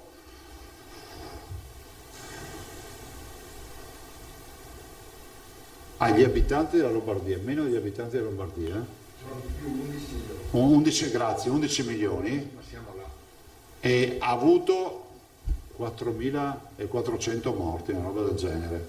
E anche lì c'è un bel articolo scientifico che spiega, che però dice sì, la comunità urbana ovvio che ha avuto peso anche senza fare il lockdown, però gli altri non possono dire di non aver fatto il lockdown, perché è grande come l'Italia, dicono, e dagli abitanti di una regione italiana, quindi hanno avuto comunque molto più spazio, molta meno pressione demografica nei territori dove vivono.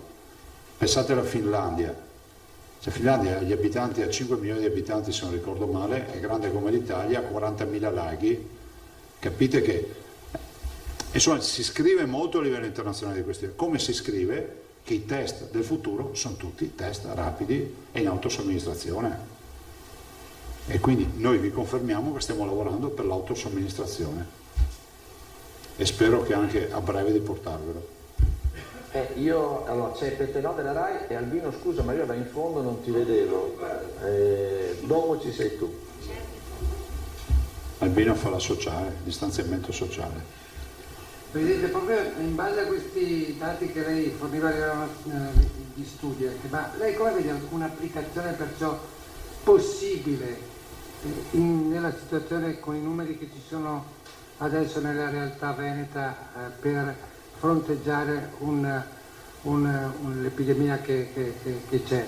E in secondo luogo le solite difficoltà che poi si creano con le lamentele, proteste, richieste da parte di chi lavora e di chi si trova in difficoltà, e secondo lei in una scelta del governo dovrebbero esserci già messi dei sostegni economici a chi si trova poi in difficoltà, in questo caso se ci saranno chiusure notturne, locali, ristoranti, centri commerciali eccetera? Guardate, io penso una cosa, che oggi i cittadini, se gli viene chiesto un sacrificio, penso a alcune attività commerciali, se gli venisse chiesto, non ve lo so dire perché non è nei nostri programmi regionali, che sia chiaro, ma se a livello nazionale chiedessero, penso che molti operatori, avendo avuto un'esperienza negativa dal lockdown, sarebbero molto scettici, preoccupati e disarmati davanti a questo. Perché? Perché non si è mai fatta la scelta di far viaggiare assieme alle scelte di natura di politica sanitaria a quelle di natura economica. Inutile che qualcuno venga a dire a me, Zaia non sa che nei DPCM non si può mettere il ristoro, ma è altrettanto vero che il ristoro lo si può decretare al fianco del DPCM. E poi scusate, si può scrivere tutto sulla carta, cioè non è che è vietato, tanto è vero che io ho fatto scrivere in un DPCM la frase che rispetto non mi ricordo più al turismo o particolare attività commerciale, non ricordo più, ma ve lo posso anche portare la prossima volta, ci ho fatto mettere la frase con equo ristoro delle attività chiuse. Io penso che se noi avessimo un modello automatico di dire, come è accaduto in altri paesi, penso alla Germania, la chiusura corrisponde al 70%, al 60%, all'80% del tuo fatturato medio mensile, storico, uno dice sì, non riesco a coltivarmi i clienti, non riesco a fare le mie attività, però è pur vero che ho i lavoratori con gli ammortizzatori sociali mi viene garantito la parte pulita del fatturato, diciamo spesato, perché non ho costi variabili, ma mi riconoscono solo i costi fissi, perché i costi variabili è non aprire il negozio, no? Non esercitare, magari i cittadini saranno più tranquilli, ma oggi nessuno si fida più. Cioè, se non ci sono misure chiare, parallele, penso che veramente nessuno si possa fidare di questo. Ed è stato secondo me il grande errore, perché poi si è scelto nella fase 1 di fare questi interventi molto più a pioggerella, con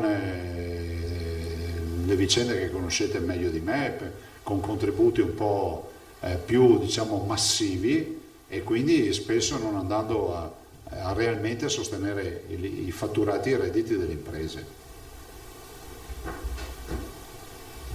Se, ecco, Albino, vai. Ma allora Presidente, partirei dall'ultimo riferimento che ha fatto lei in questa labili, perché dalla relazione mi gira un'ansia che l'elenco, e ovviamente in Italia è Crisanti che parla. In Italia in 5 mesi non abbiamo costruito una rete di sorveglianza degna di questo nome. L'accusa della persona della Crisanti è responsabile della difesa di fatto. Adesso c'è questa corsa spasmodica a questi testarati che hanno dei problemi giganteschi. Ecco, non mi pare che in questo caso Crisanti sia scrivendo, per ragionamenti più alti del governo che abbiamo raccontato più per i dettagli in questi mesi. Questa è la prima cosa. Poi avevo Sì, no, sulla prima non sono in grado di commentare le parole del professor Crisanti, perché non ne conosco la genesi. La seconda qual è? No, la genesi di Crisanti è che lui sostiene che probabilmente i test rapidi non sono sotto il profilo scientifico affidabili da quello che si capisce ancora giganteschi, e quindi accusa ovviamente che non sia rivolta al governo, visto che lui ha sottoposto il piano. Non so nulla di queste robe, deve interpellare uno scienziato. L'altra cosa è questa: lei non pensa, appunto, come diceva il collega Bono, che il fatto che 2 regioni siano praticamente fuori dal sistema sanitario e della Campania, la Lombardia in particolare, queste devono essere messe sotto controllo da un'autorità diversa. Cioè, in sostanza, in Campania si sono salvati fino all'estate scorsa perché sono stati contagi, però la macchina sanitaria mi pare stia dando segnali di cedimento. Questo non giustifica in nessuna maniera gli atti di missibilità e di violenza della camorra di questa notte. Questa pare sia la cosa. E in Lombardia ci ritroviamo con fenomeni analoghi a quelli della primavera, per cui la struttura sanitaria è già in default, stanno chiedendo aiuto perché gli ospedali di Milano sono sovraccarichi e hanno bisogno di spostare i malati negli ospedali periferici, perché non hanno ancora cambiato il patto tra sanità privata e sanità pubblica. Ecco, questi 2 fattori, se governati da un'autorità nazionale che fissi delle linee di guida omogenee, per cui siamo sicuri che siamo garantiti in tutto il paese, secondo lei vengono mai affrontate nella conferenza Stato-Regioni, oppure non si può interferire perché l'autonomia delle regioni è tale per cui ognuno ha la cosa fa quello che vuole, poi con i percorsi unitari che stiamo valutando in queste ore, insomma. Ma guarda, io ti dico che noi, nonostante avessimo avuto dei dati buoni dal punto di vista sanitario, soprattutto nella prima fase, adesso la seconda fase è una storia a sé, e cercheremo di capire, non abbiamo mai fatto i fenomeni e non vogliamo iniziare a farlo neanche ora, perché il Covid ci insegna che ci vuole intanto l'umiltà di affrontare un tema che non è noto. 2, i sistemi sanitari non sono confrontabili tra di loro, è inutile che qualcuno venga a dirmi confronta la Campania con il Veneto, con la Lombardia, cioè io non mi so neanche dire come sono organizzati da altre parti e nessuno si deve permettere di venire a mettere pegola qua in Veneto. E però dico una roba, so che cioè, il sistema viene messo sotto stress, non conosco le caratteristiche organizzative ed eventuali problemi, però devo anche dire che c'è un tema anche poi di fortuna su queste cose.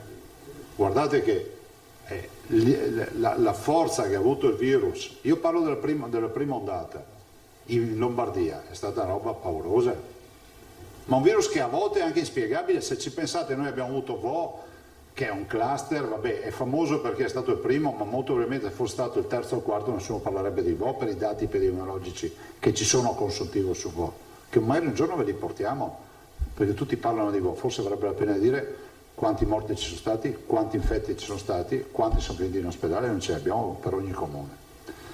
E dall'altro ricordo che dopo 2 giorni il virus è arrivato a Venezia, ve lo ricordo per l'ennesima volta, è arrivato e è andato via. Io avrei pensato che a Venezia venisse fuori veramente un grande casino. Quindi è un virus difficilmente interpretabile.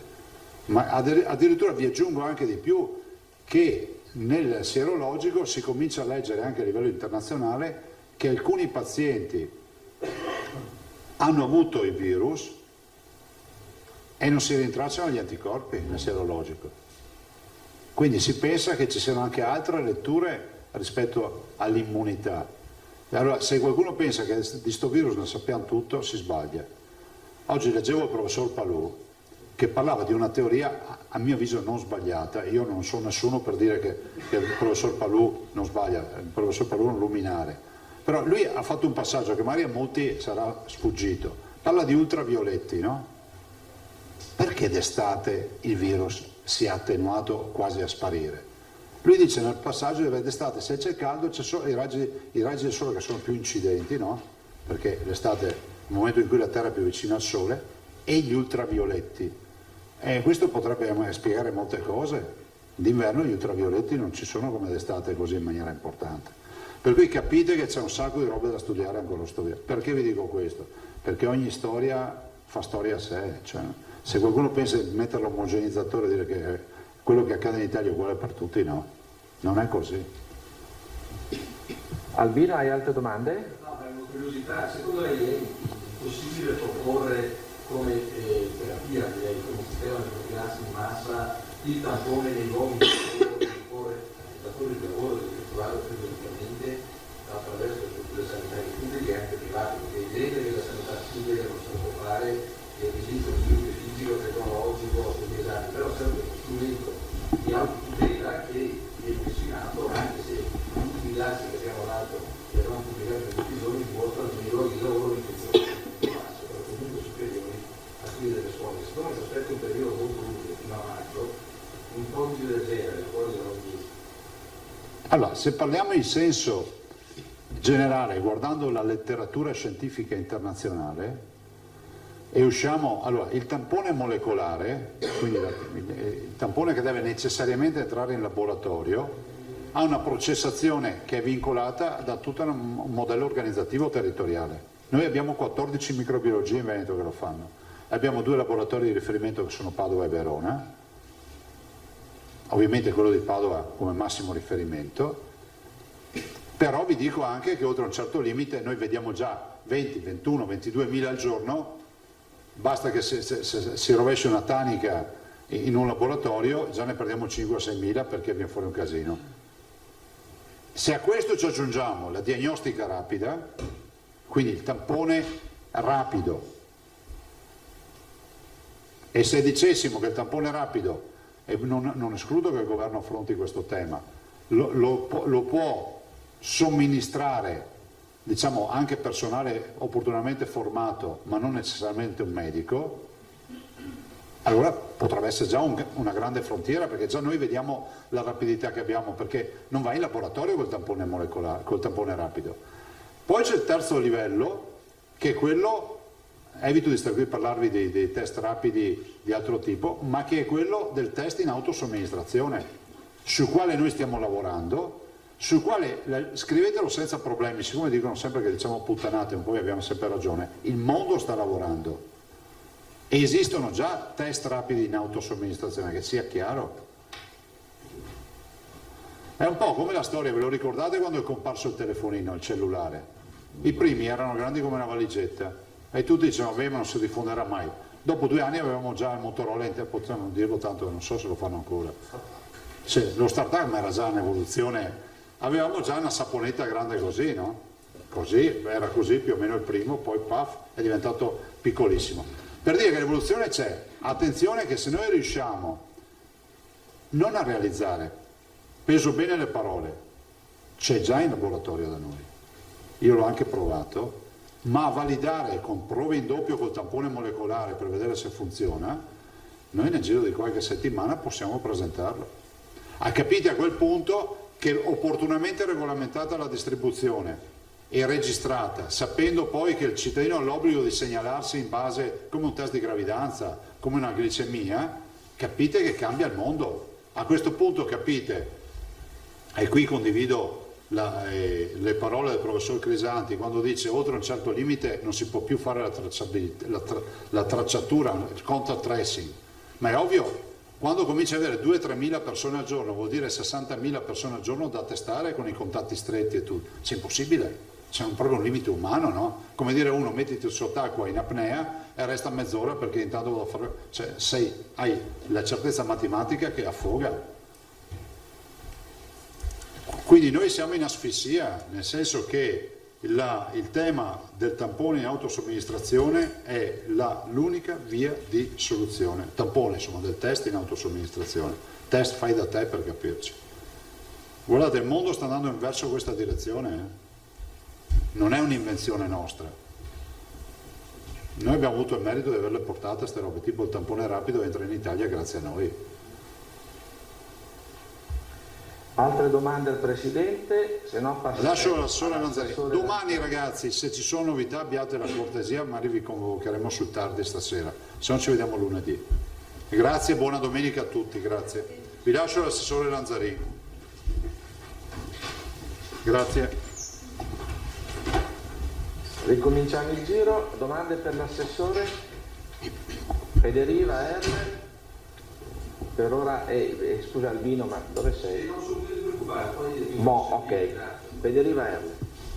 Allora, quella che appunto anche il collega Erle faceva, cioè la uniformità di regole per gli accessi agli ospedali, e poi una extra Covid che mi chiede la redazione di Venezia, però sempre a tema sanitario, e cioè la condanna della Regione per il mancato accesso al pediatra di libera scelta dei bambini stranieri non lungo soggiornanti. È una sentenza del Tribunale di Venezia di credo 2 giorni fa, che è oggi sui giornali, insomma, per capire come la Regione si regolerà, visto che è stata condannata. Grazie.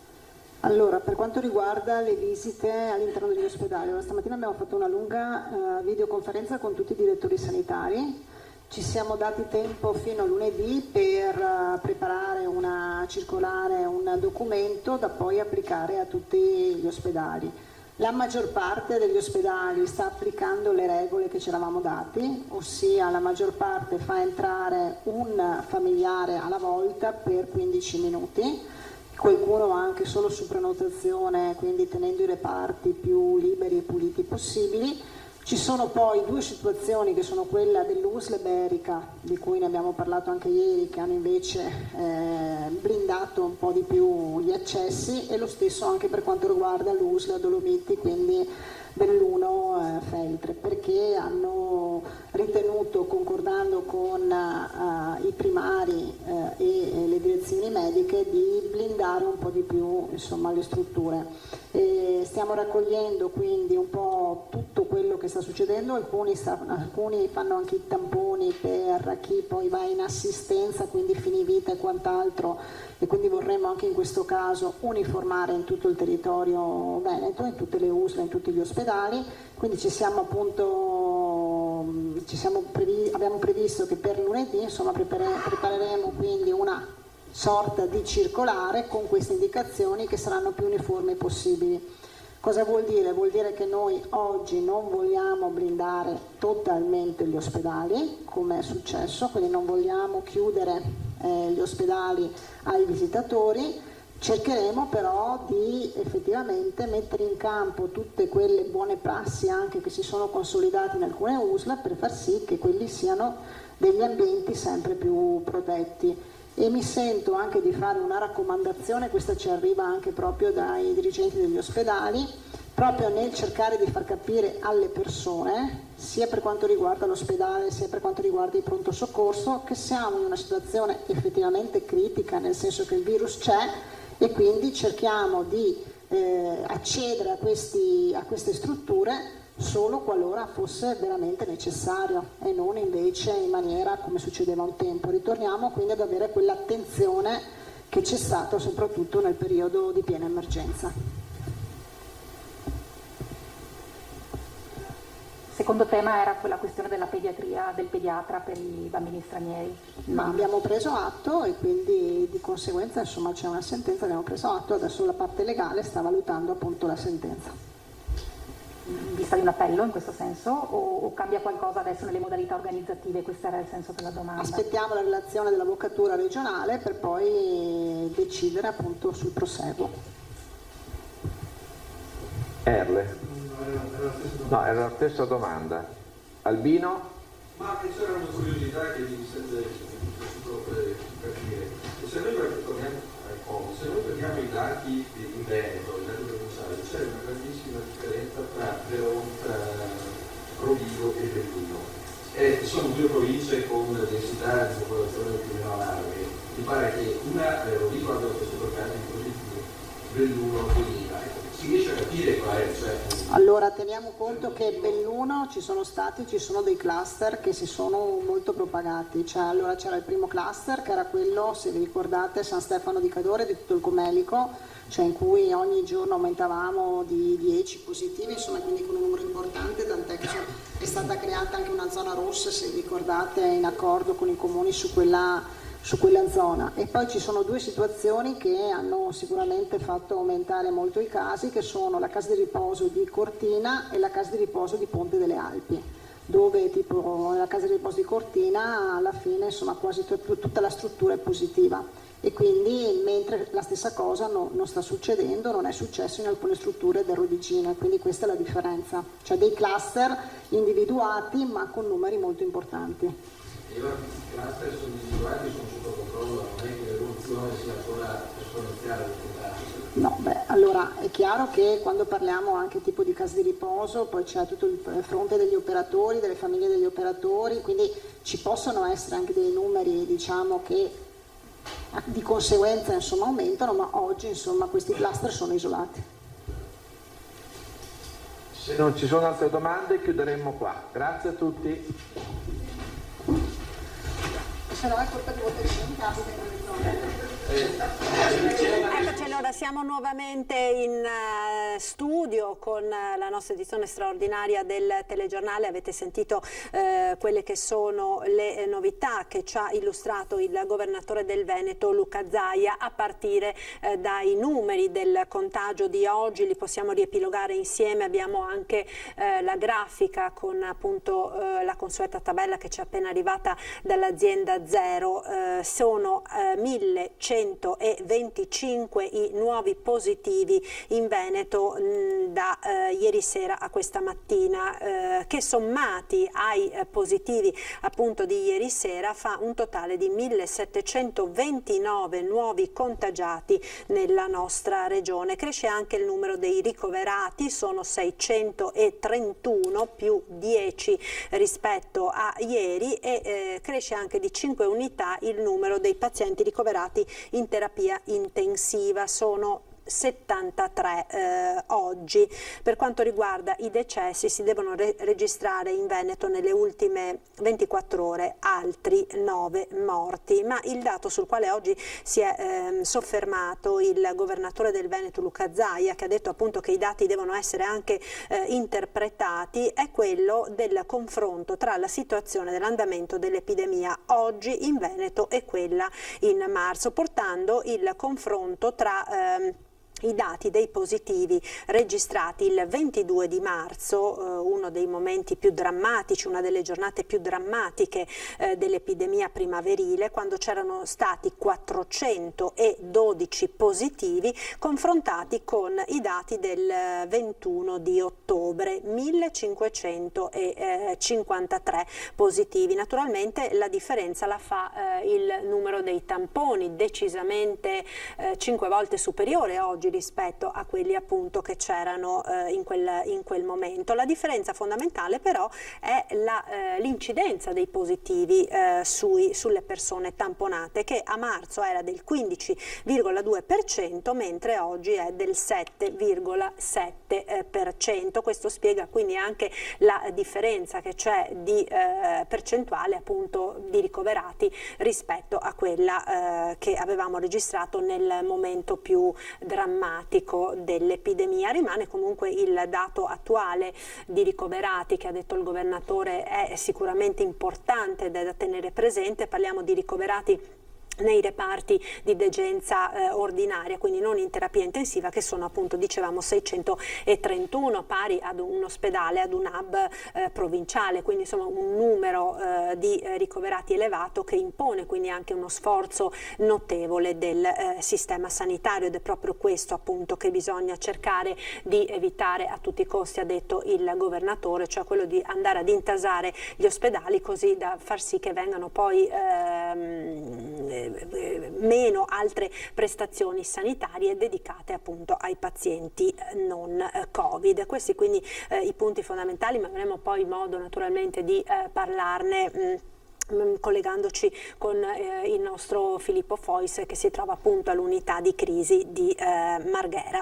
Quello che volevo approfondire ora, perché vedo che si è già collegato via Skype il comandante della Polizia Locale di Treviso, Andrea Gallo. Buongiorno comandante, grazie per essere con noi. È il punto sui controlli, perché abbiamo detto insomma nei giorni scorsi come sostanzialmente nel nostro territorio questo fine settimana sia un po' il test, diciamo. Sono state date molte raccomandazioni, molte indicazioni, proprio perché per cercare di arginare il contagio e soprattutto cercare di far sì che non si arrivi a delle misure drastiche che poi possono avere un impatto davvero molto pesante sull'economia. È fondamentale il comportamento individuale, quindi il rispetto di quelle che sono le norme anti-Covid, mascherine, assembramenti e quant'altro, e quindi insomma le forze dell'ordine in queste giornate si stanno impegnando particolarmente sul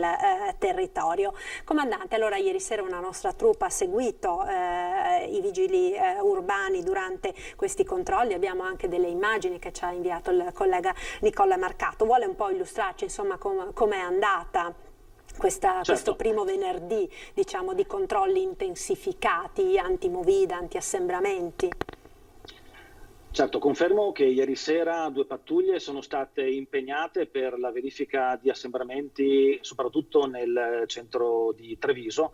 Devo dire che un po' complice anche il maltempo, di fatto le pattuglie non hanno avvisato nessun tipo di criticità, però ci siamo rapportati, come facciamo sempre d'altra parte, anche con i gestori, i titolari di bar e di ristoranti, per verificare anche qual è un po' la situazione all'interno dei pubblici esercizi, e devo dire che nessuna criticità è emersa. Confermo comunque che il comando di polizia locale ha intensificato i controlli già a partire da ieri sera con 2 pattuglie, altre 2 pattuglie saranno in servizio questa sera per lo stesso motivo, e altre 3 pattuglie saranno in servizio a piedato oggi pomeriggio lungo le vie principali di Treviso per verificare che tutti rispettino quelle che sono le prescrizioni di legge, ovvero sia in modo particolare utilizzare la mascherina in modo corretto, quindi coprendo completamente il naso e naturalmente anche evitando quelli che sono gli assembramenti. Questi sono i controlli principali che stiamo avviando in questi giorni, un monitoraggio che durerà più o meno una decina di giorni, dopodiché ci relazioneremo nuovamente tramite l'amministrazione del sindaco con la prefettura e daremo l'esito di questi controlli. Ecco, diciamo così a pelle, insomma, comandante, secondo lei i giovani, soprattutto perché stiamo parlando di fasce orarie, di locali frequentati soprattutto dai giovani, hanno capito insomma l'importanza di questo momento e l'importanza di seguire tutte queste raccomandazioni che vengono date per evitare appunto situazioni peggiori, per evitare lockdown, per evitare chiusure generalizzate? Ma devo dire che nella gran parte dei giovani che sia che frequentano le scuole oppure che frequentano gli aperitivi pomeridiani, gran parte stanno attuando quelle che sono le regole base contro appunto il Covid. C'è ancora una piccola percentuale di giovani, giovanissimi soprattutto, che non si attengono alle regole, per cui su questi faremo sicuramente un'opera di sensibilizzazione e di informazione, perché non è soltanto con le sanzioni che si risolvono questi tipi di criticità solo la sensibilità e la maturità delle persone. Anche i giovani e giovanissimi, quindi dai 14 anni in su, devono sapere che le regole vanno applicate anche a loro. Quindi per evitare sanzioni che poi dovranno essere pagate dai genitori, ecco, facciamo questa opera di sensibilizzazione, per cui la presenza di queste 3 pattuglie appiedate anche oggi pomeriggio in centro storico servirà proprio per fare in modo che queste situazioni vengano prevenute. Quindi stiamo parlando di mascherine o di assembramenti? Quali sono, diciamo, le misure che risultano più difficili, insomma, da essere comprese ed accettate da questi ragazzini, perché si tratta veramente di giovanissimi?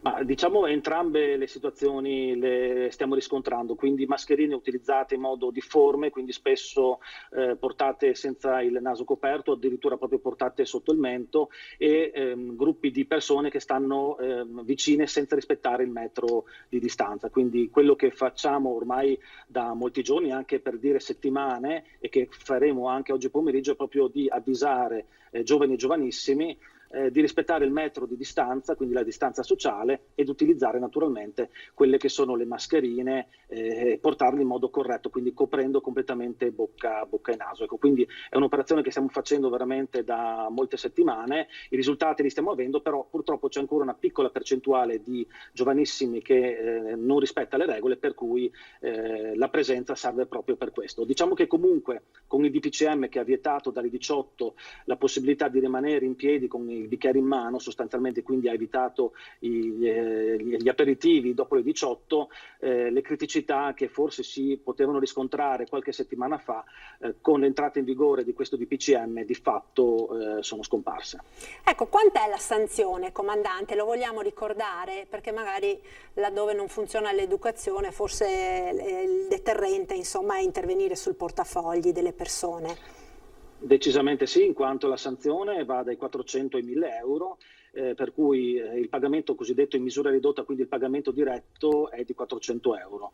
Naturalmente la preghiera che facciamo sempre è di non costringere gli agenti di polizia locale ad emettere verbali, però i verbali, se serve, dovranno essere staccati dagli agenti. Quindi opera di informazione, opera di sensibilizzazione, evitiamo le sanzioni, evitiamo le multe e guadagniamo in termini di salute. Certo, nessuno le vuol fare le multe, è chiaro ed è evidente questo, è ovvio però che insomma queste persone devono capire che le regole ci sono e devono essere rispettate nell'interesse proprio, in quello degli altri, e in questo momento proprio particolare nell'interesse anche dell'economia complessiva del nostro territorio, viste quelle che sono le conseguenze alle quali potremo andare incontro se l'epidemia dovesse progredire, insomma, fuori controllo. Un'ultima domanda, comandante, le volevo fare per quanto riguarda invece gli esercizi commerciali, pubblici esercizi. Vi state concentrando anche con dei controlli specifici su questo?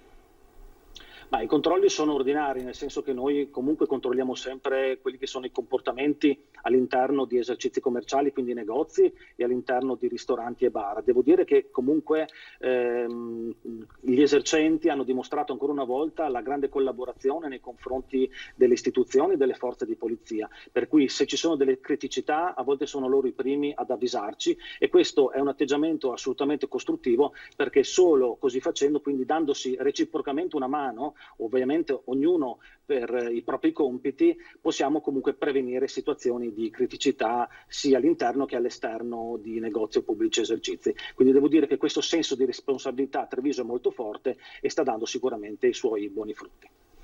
Grazie mille. Allora io ringrazio il comandante della Polizia Locale di Treviso, Andrea Gallo. Naturalmente buon lavoro a lei, buon lavoro a tutti gli agenti che stanno lavorando appunto in queste giornate per garantire la nostra sicurezza e per appunto effettuare questi controlli che verranno, appunto, come lei sottolineava, intensificati anche nei prossimi giorni. Buon lavoro dunque.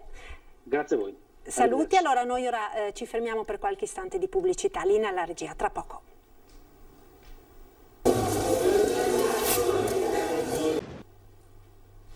Eccoci Eccoci nuovamente in diretta con la nostra edizione straordinaria dei telegiornali. Allora colleghiamoci subito con Marghera, dove c'è il nostro inviato Filippo Fois, che con Paola Barbato ha seguito il punto stampa del governatore Zaia per fare un po' il riassunto, il riepilogo di quelle che sono le novità, insomma, di questa mattina dalla Protezione Civile. Filippo, buongiorno.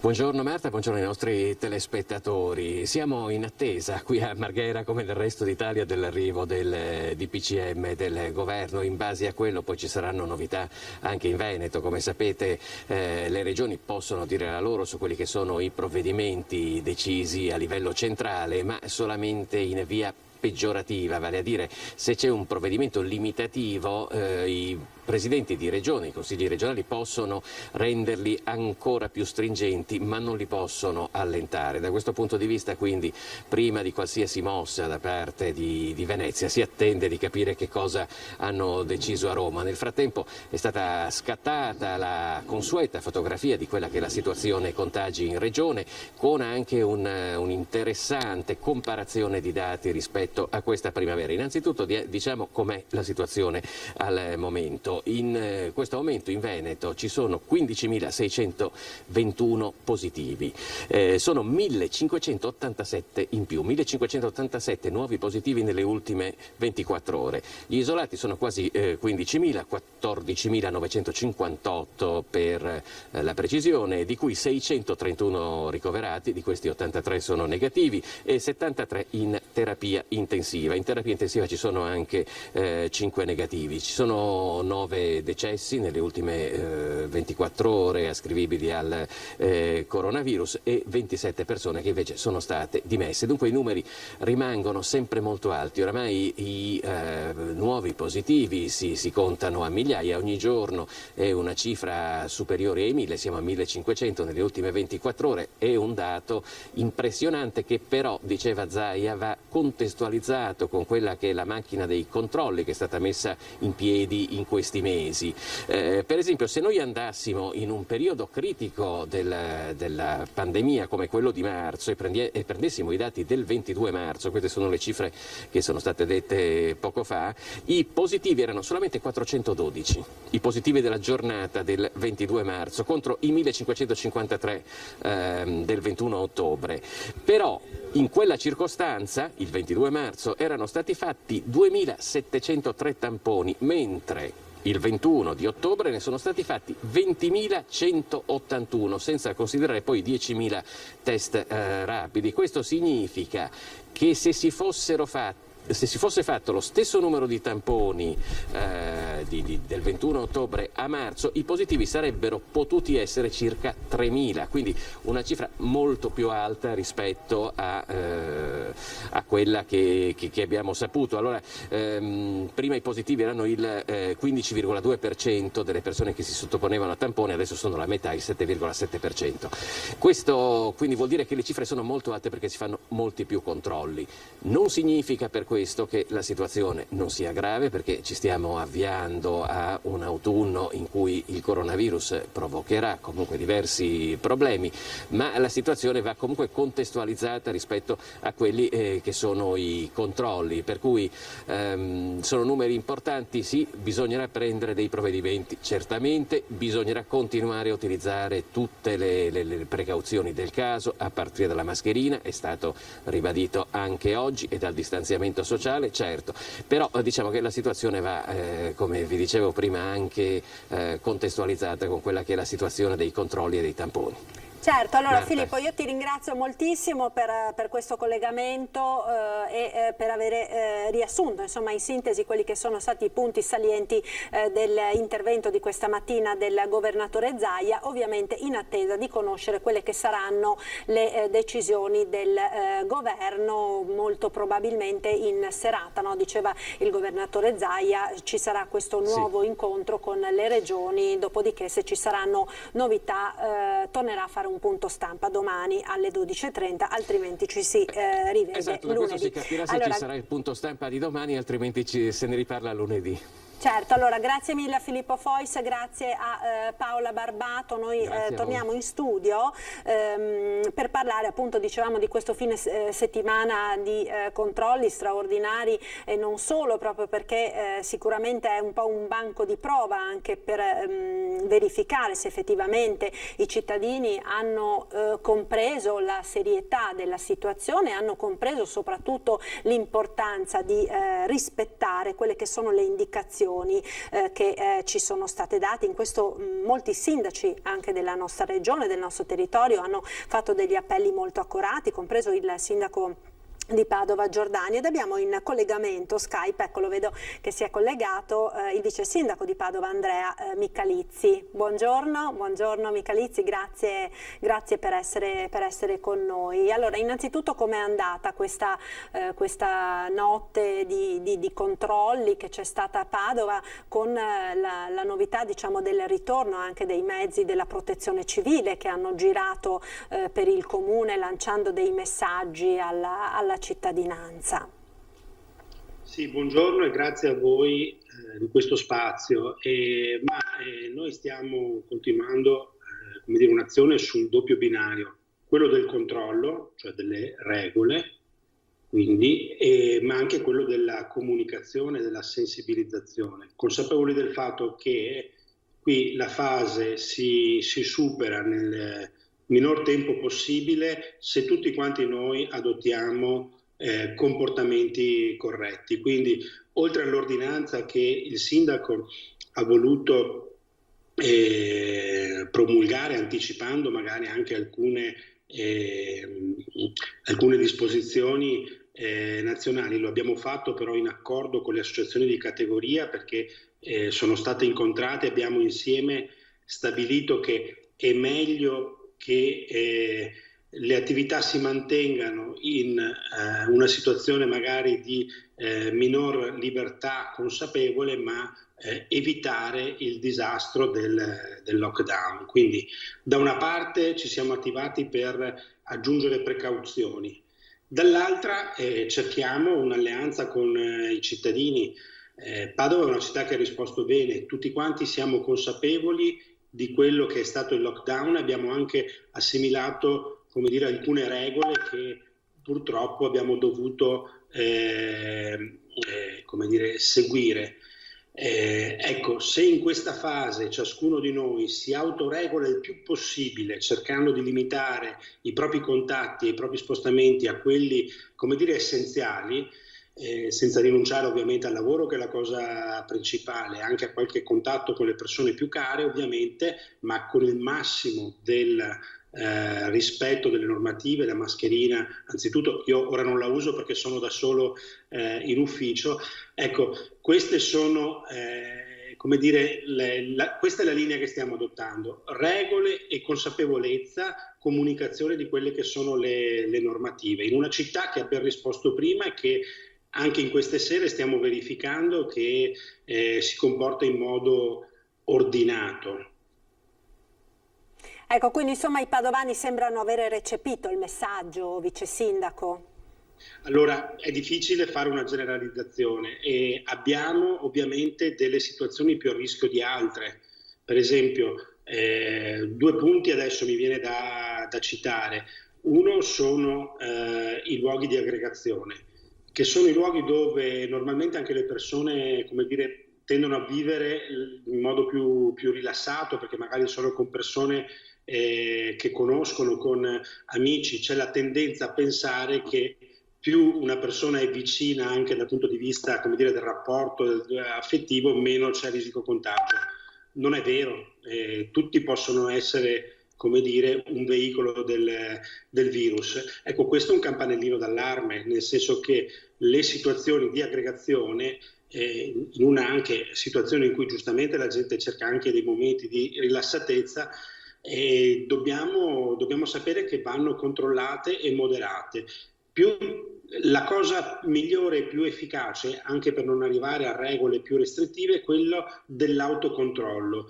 Non sempre è possibile, perché dipende dal comportamento di ciascuno di noi, e siamo tanti ovviamente. Però ecco, questo è un punto debole, i momenti di aggregazione. L'altra situazione che stiamo tenendo d'occhio e monitorato con grande apprensione sono le scuole, dove evidentemente è corretto l'atteggiamento di cercare di mantenere il più possibile le attività scolastiche in presenza, ma dobbiamo sapere che anche quelle sono un'occasione dove dobbiamo tenere altissimo il livello di precauzioni e di barriere, specie nelle fasce di età più giovani, più piccoli, che non hanno l'obbligo della mascherina e che hanno anche un contatto poi, oltre alla scuola, con i familiari, che è molto più vicino rispetto ad un ragazzo che frequenta cicli di studi più avanzati, le scuole superiori. Insomma, immaginate tutti la socialità e il rapporto che abbiamo con bambini di 2-3 anni rispetto a ragazzi di 15 o 16 anni, c'è anche un rapporto che fisicamente è più vicino. Ecco, anche questi sono luoghi che stiamo monitorando. Lì dobbiamo sforzarci a osservare e fare di più, sia come istituzioni, sia come istituzioni anche sanitarie, non solo governative, ma lo ripeto, sia come individui. Abbiamo conosciuto le difficoltà e le caratteristiche di questo virus, dobbiamo applicarle a questo momento in cui il virus torna aggressivo.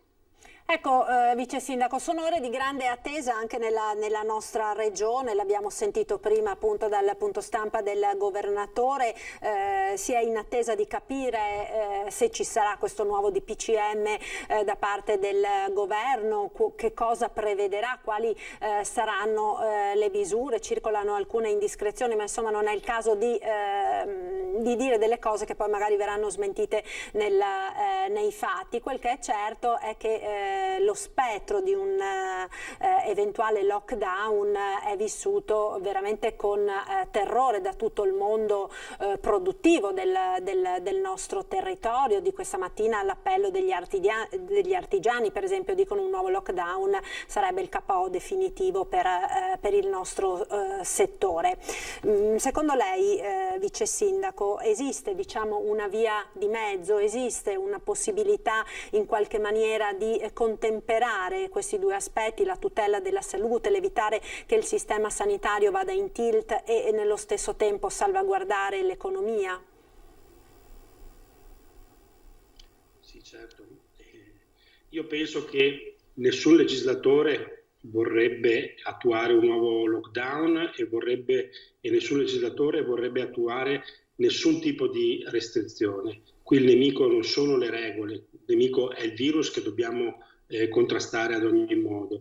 Il primo DPCM ci consente di poter regolare una situazione, come dire, di transizione, di pre-lockdown inteso come scongiuramento del lockdown, come dire una fase intermedia, un lockdown che nessuno evidentemente vuole, ma consente la riduzione di alcune situazioni e anche la possibilità agli enti locali di intervenire. E infatti Padova, in modo diligente, ha cercato di capire come, adattando le misure nazionali a quella che è la realtà locale, si poteva in qualche modo migliorare o adattare, diciamo, questo clima di apprensione forte e bisogno di regole alla situazione nostra. E quindi io penso che oltre all'atteggiamento di attesa valga anche l'atteggiamento attivo. Io propongo questo al nostro governatore, quello di utilizzare di più i sindaci con anche un coordinamento delle riunioni che consentano al nostro territorio, il Veneto, che ha grandi leve, come dire, di eccellenza rispetto al contrasto di questa epidemia. Penso al sistema sanitario che è tra i più evoluti e performanti del pianeta, e possa consentirci di come dire, affrontare al meglio questa fase in cui si possono, territorio per territorio, mettere in campo quegli accorgimenti e quelle normative, quelle ordinanze che evitano la necessità di una chiusura totale. Quindi un maggior coordinamento è auspicabile, lo dico con l'atteggiamento di grande costruttività, insomma, e voglia di collaborare. I sindaci... Certo, quindi insomma una collaborazione anche sul territorio per cercare insomma le misure migliori che possano in qualche maniera scongiurare il peggio. Vice Sindaco, io la ringrazio molto per essere stato con noi quest'oggi, grazie quindi a Andrea Micalizzi, Vice Sindaco di Padova, buon lavoro naturalmente. Noi ora ci fermiamo per qualche istante di pubblicità, linea alla regia, restate con noi, subito dopo parleremo di turismo, di agricoltura, delle misure per questo settore particolarmente provato appunto dalla situazione di emergenza sanitaria che stiamo vivendo. Avremo l'assessore regionale Federico Canere, Marco Michielli, presidente di Confturismo Veneto. Linea alla regia, tra poco, restate con noi.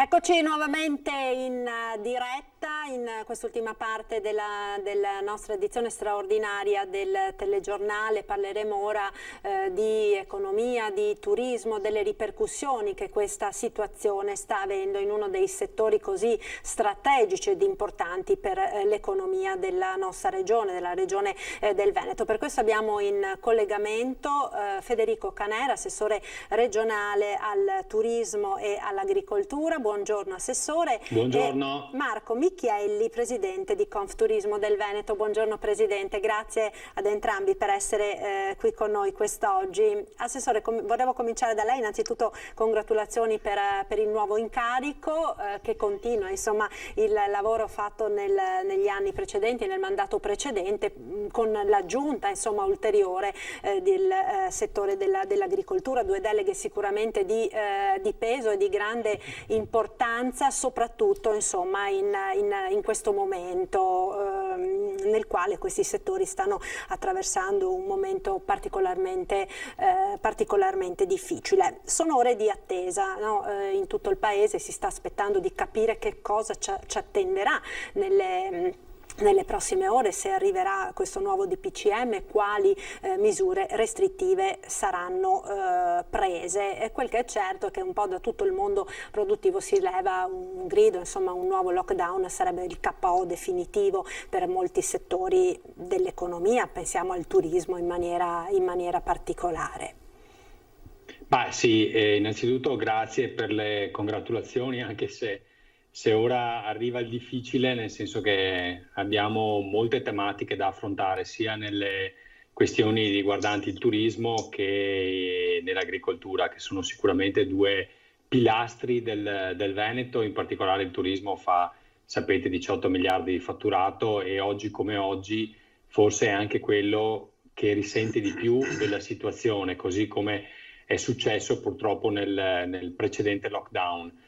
È ovvio che, guardi, noi avevamo già chiesto la scorsa volta, quindi da marzo in poi, lo stato di crisi e l'emergenza e la richiesta anche di un tavolo permanente con il Ministro per quanto riguarda le questioni turistiche. Purtroppo all'epoca ci fu negato, fu dato per altre tematiche, altri settori e non per il turismo.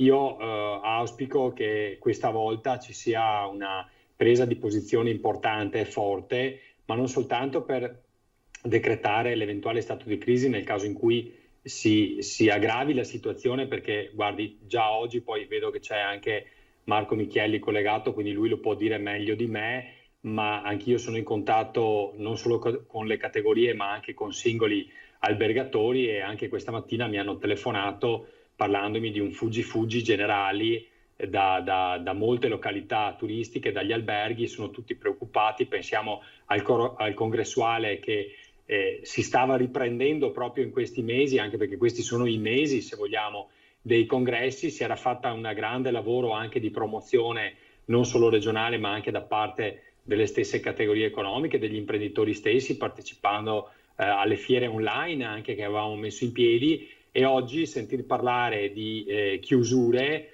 se volete anche in maniera indiscriminata, perché guardi, io capisco che ci possa essere in futuro anche la necessità, ma non riesco più a capire perché certi settori c'è la chiusura totale, per altri invece non ci sono. Penso per esempio al tema dei cinema. Per carità, io non ho nulla in contrario rispetto alle altre categorie, non voglio che nasca una guerra tra poveri, perché tutti sono in difficoltà, però proprio perché tutti sono in difficoltà non si possono utilizzare, diciamo, due pesi e due misure. È ovvio che io sono l'assessore al turismo e anche all'agricoltura e ovviamente penso per i miei due settori che sono in difficoltà. Quindi, per riassumere e per chiudere, dico che noi chiediamo al governo non solo lo stato di crisi, ma anche ingenti risorse da mettere a disposizione, perché nella malaugurata idea e ipotesi che si arrivi a una chiusura bisogna sostenere questi imprenditori. Ecco, Michielli ha sentito le parole dell'assessore fuggi dell'ultima settimana, insomma già dopo il DPCM precedente, chissà cosa ci aspetta ora, rischio KO? KO è già nei fatti, purtroppo.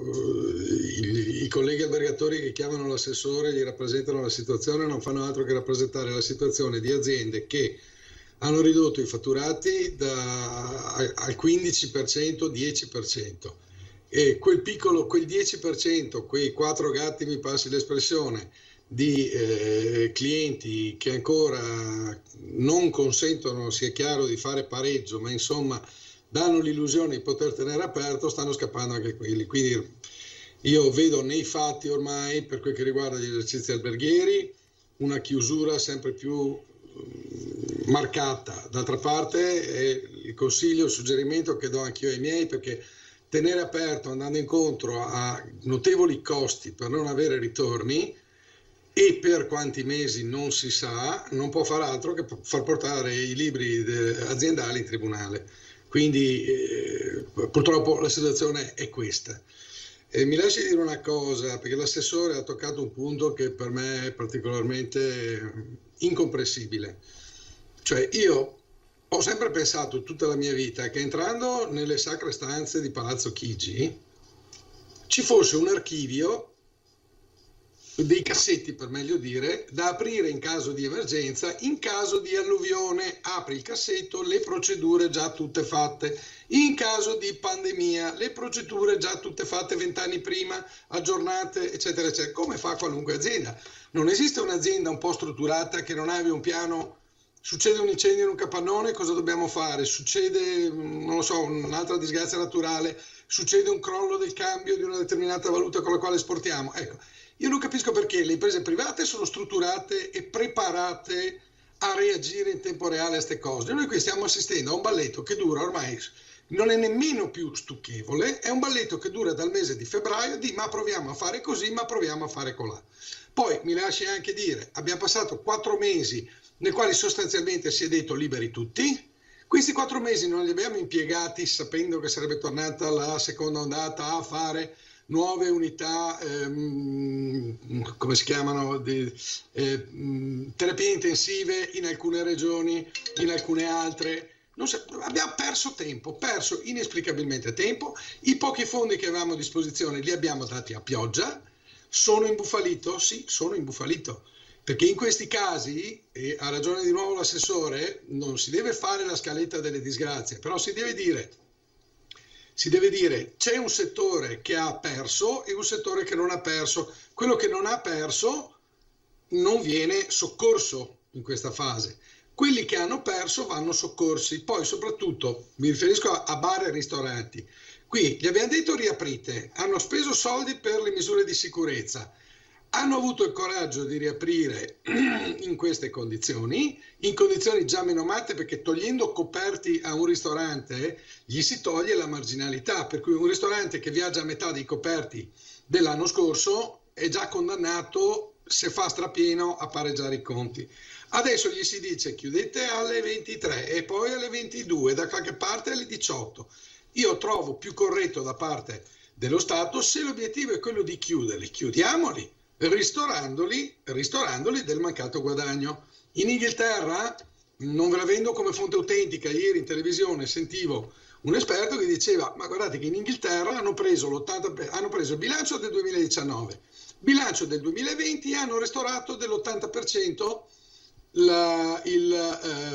postulando che il 20 sia il margine dell'imprenditore, gli hanno dato l'80% che serve a coprire tutti i costi. Questo è un paese. Sì, sicuramente l'Inghilterra è un paese serio. Assessore Canera, allora è mancata una programmazione, si sapeva insomma che questa seconda ondata sarebbe arrivata, gli esperti l'avevano annunciato, forse ci si è illusi quest'estate che fosse finita, che fosse passata, e ora ci si trova impreparati ad affrontare una nuova emergenza? Ma secondo me, guardi, io non è che voglio fare il politico che attacca sempre l'opposizione, perché questo è un governo sicuramente che non ci è particolarmente amico, però il presidente Zaia queste cose le aveva già dette, se vi ricordate, a luglio, no? Vi ricordate quando il presidente disse, anche per quanto riguarda le elezioni regionali, andiamo subito a luglio perché da settembre in poi c'è il rischio di un possibile ritorno? Lo disse il presidente di una regione, così come anche altri presidenti di regione avevano sostenuto questa teoria. Allora mi viene da pensare come mai il governo non ha pensato o provato a pensare che questo fosse possibile, visto che anche altri tecnici, medici sostenevano questa teoria. Ecco che allora ha ragione Micheli a dire: ma è possibile che in tutti questi mesi non si sia pensato a un qualcosa di alternativo? Poi guardi, le dico anche una cosa che forse, e lo dico perché la sento dalla gente, dal popolo, anche dalle partite IVA, più di qualcuno in questi giorni mi ha detto: ma assessore, non è forse il caso, magari strutturandola per tempo, quindi se si fosse partito 4-5 mesi fa, di pensare a una chiusura totale per 14 giorni, ma quando dico totale, tutti 14 giorni, dove in questi 14 giorni si avvisano, no? Anche, che ne so, la grande distribuzione, di preparare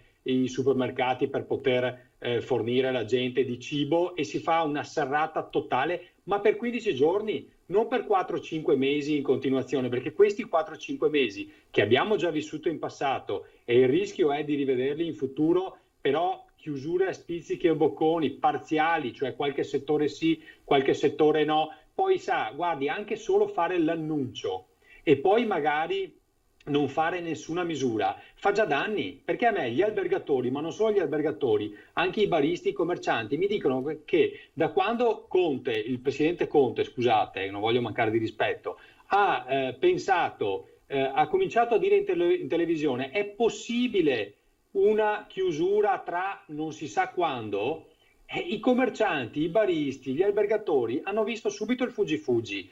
Cioè all'interno non solo dei ristoranti, ma anche dei bar, dei negozi, gli scontrini sono subito calati del 50%, lui l'ha detto la domenica, lunedì si sono già viste le conseguenze, per poi magari non arrivare nemmeno a un provvedimento di lì a poco, perché nel frattempo sono passati 10-15 giorni, creando terrorismo, perché questo mi dicono. Io stamattina ho sentito un albergatore che il caro Micheli conosce bene e mi ha detto: guarda che da me, da quella volta lì, sono partiti subito, sono scappati subito, tornati a casa, solo per la paura. Allora dico, facciamo meno di fare questo annuncio, cioè piuttosto, se la cosa va fatta, facciamola, tic e tac, subito, ma non fare gli annunci e poi non far seguire nemmeno delle iniziative, perché già questo fanno dei danni a livello psicologico nelle persone. E ripeto, se proprio è il caso che bisogna intervenire, se lo si pensava già 4-5 mesi fa, e si fa una serrata totale di 14 giorni,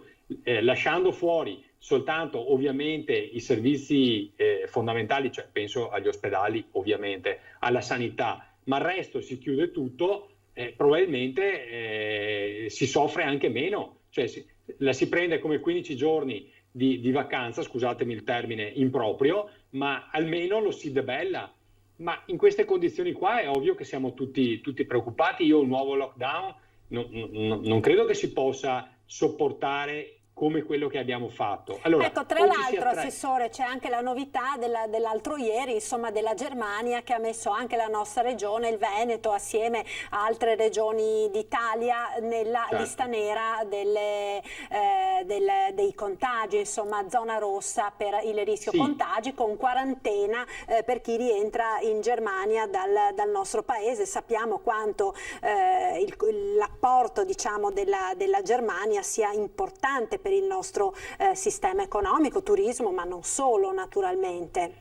Sì, ma anche qua le pare che debba essere il presidente dell'Alto Adige e l'assessore della regione Veneto chiedere al Ministero di mettere in atto subito degli accordi bilaterali con la Germania per riconoscere i tamponi, perché lei sa che loro hanno messo alcune nostre regioni, tra cui anche il Veneto, come zone a rischio.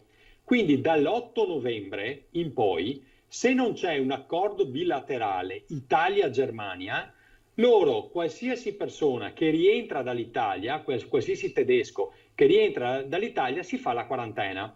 Quindi questo significa non avere più un solo turista, neanche per sbaglio, in Veneto e quindi in Italia. Tra l'altro non è solo un problema nostro, però ricordo che su 50 milioni di turisti, di presenze turistiche straniere, 2/3 sono tedeschi. Quindi lei immagini cosa pesa per noi, in particolare per il litorale, in particolare per il lago di Garda e anche per la montagna veneta. Adesso andiamo verso l'inverno, quindi sicuramente il settore più colpito sono le città d'arte e la montagna, e verranno colpiti. Ecco, gliel'abbiamo dovuto chiedere noi. Ci dicono che in Germania, e questo lo dico perché il presidente Kompachner dell'Alto Adige, favorito anche dall'utilizzo comune della lingua, ha parlato col sottosegretario tedesco e questi si sono già detti disponibili a fare subito un accordo con l'Italia, ma non solo sul test PRC, che diciamo è quello un po' più lungo, ma addirittura pensando anche all'applicazione di un test antigene molto più veloce, che per dirle è quello che noi facciamo consiglieri regionali quando ci rechiamo in consiglio regionale in questi giorni, e poco prima di entrare in aula ci fanno questo test tramite le narici che in 15 minuti, massimo 20 minuti, dà già un esito approssimativo ma abbastanza realistico. Ecco, loro dicono fate questo e noi evitiamo la quarantena. Ecco, l'abbiamo chiesto noi al Ministro del Turismo e della Salute di fare questo accordo bilaterale, ma è possibile che su questo un governo non si muova in autonomia e deve aspettare che la conferenza delle regioni chieda un intervento con lettera firmata dal presidente Bonaccini perché si intervenga? Ecco, è su queste cose che io sono sconcertato, non sulla presenza del Covid, non è colpa di nessuno del Covid, però viva Dio, alcune piccole misure che tra l'altro sono a costo zero si possono anche fare, basta svegliarsi un po'.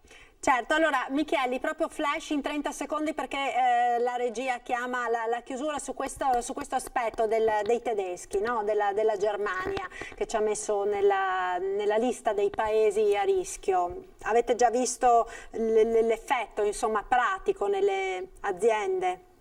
L'effetto è che sono spariti letteralmente i 4 turisti, perché chiaramente non siamo ad agosto, ma i 4 turisti tedeschi che c'erano sono scappati, perché i tedeschi sono gente seria. Se il loro governo gli dice potete restare lì fino all'8 novembre, dall'8 novembre in avanti se rientrate e fate la quarantena, loro capiscono che c'è un segnale d'allarme, prendono armi e bagagli e vanno. Da Abano, tanto per citarne una, sono scomparsi. Ora il problema è più grave ancora perché non coinvolge solo il turismo. Il problema è, voi avete idea di quanti tecnici commerciali, venditori tedeschi, come si dice, uffici acquisti tedeschi sono permanentemente 365 giorni l'anno nel Veneto, poiché la Germania è il nostro principale partner commerciale, sono decine e centinaia di persone. Anche questi stanno facendo armi e bagagli e vanno via, quindi il danno non sarà solo per il sistema turistico, e già sarebbe grande questo, sarà anche per il sistema industriale, perché quando si bloccano questo tipo di rapporti probabilmente si possono bloccare addirittura anche le produzioni.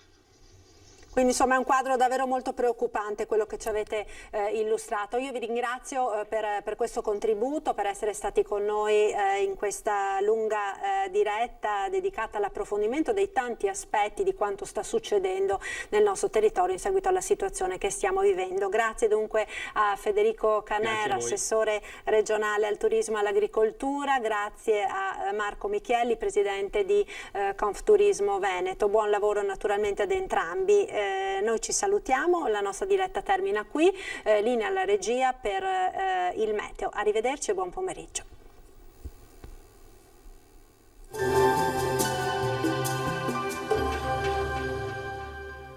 Società Agricola Torresan. Dai nostri animali nati e allevati nel cuore del Montello produciamo solo carni e salumi genuini. Nuova apertura a Ponzano Veneto. Bentrovati al meteo. Perturbazione in transito sull'Italia, al nord-est tempo ancora incerto. Il dettaglio di sabato 24 ottobre. Sul Veneto sarà spiccatamente instabile e perturbato, al mattino cielo molto nuvoloso con piogge piuttosto frequenti. Nelle ore pomeridiane la situazione andrà lentamente migliorando con qualche pausa maggiormente asciutta. Entro sera fenomeni in esaurimento un po' dappertutto. Temperature stazionarie minime fino a 14 gradi, valori massimi compresi invece tra i 17 e i 19 gradi. Ci spostiamo ora sul Friuli Venezia Giulia, anche qui cielo coperto con precipitazioni diffuse durante la giornata, ma anche in questo caso in serata le piogge saranno in cessazione.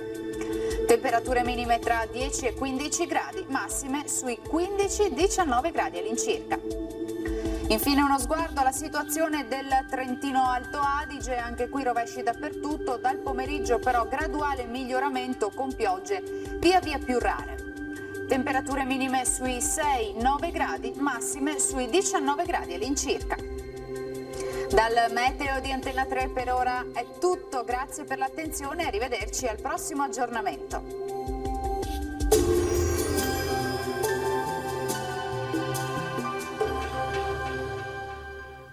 Società Agricola Torresan. Dai nostri animali nati e allevati nel cuore del Montello produciamo solo carni e salumi genuini. Nuova apertura a Ponzano Veneto.